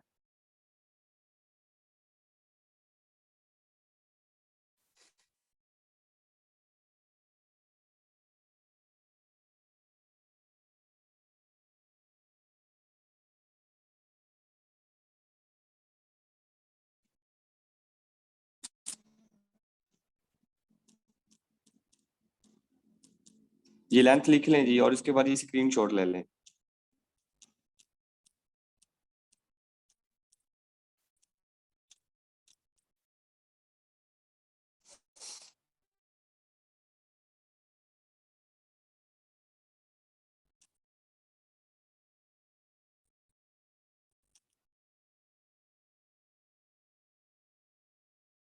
कोई क्वेश्चन? एक second. Age, gender and working or non-working person, how much effort is put in a whole day, all these matters.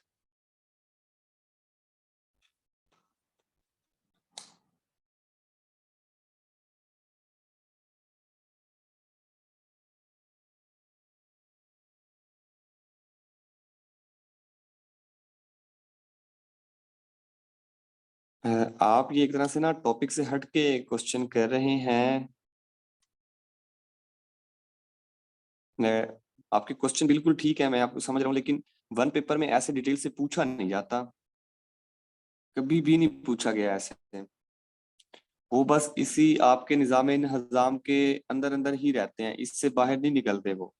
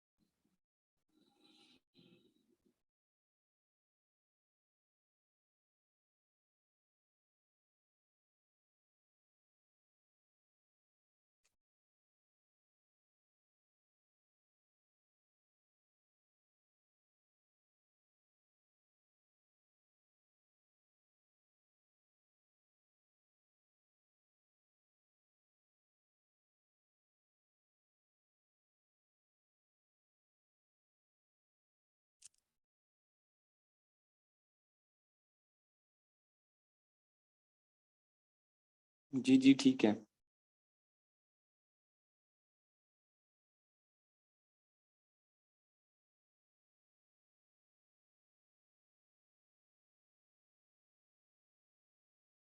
Ji PMS GK के लिए भी ये इनफ है जी, ये यहीं से वो पूछते हैं आपसे क्वेश्चन।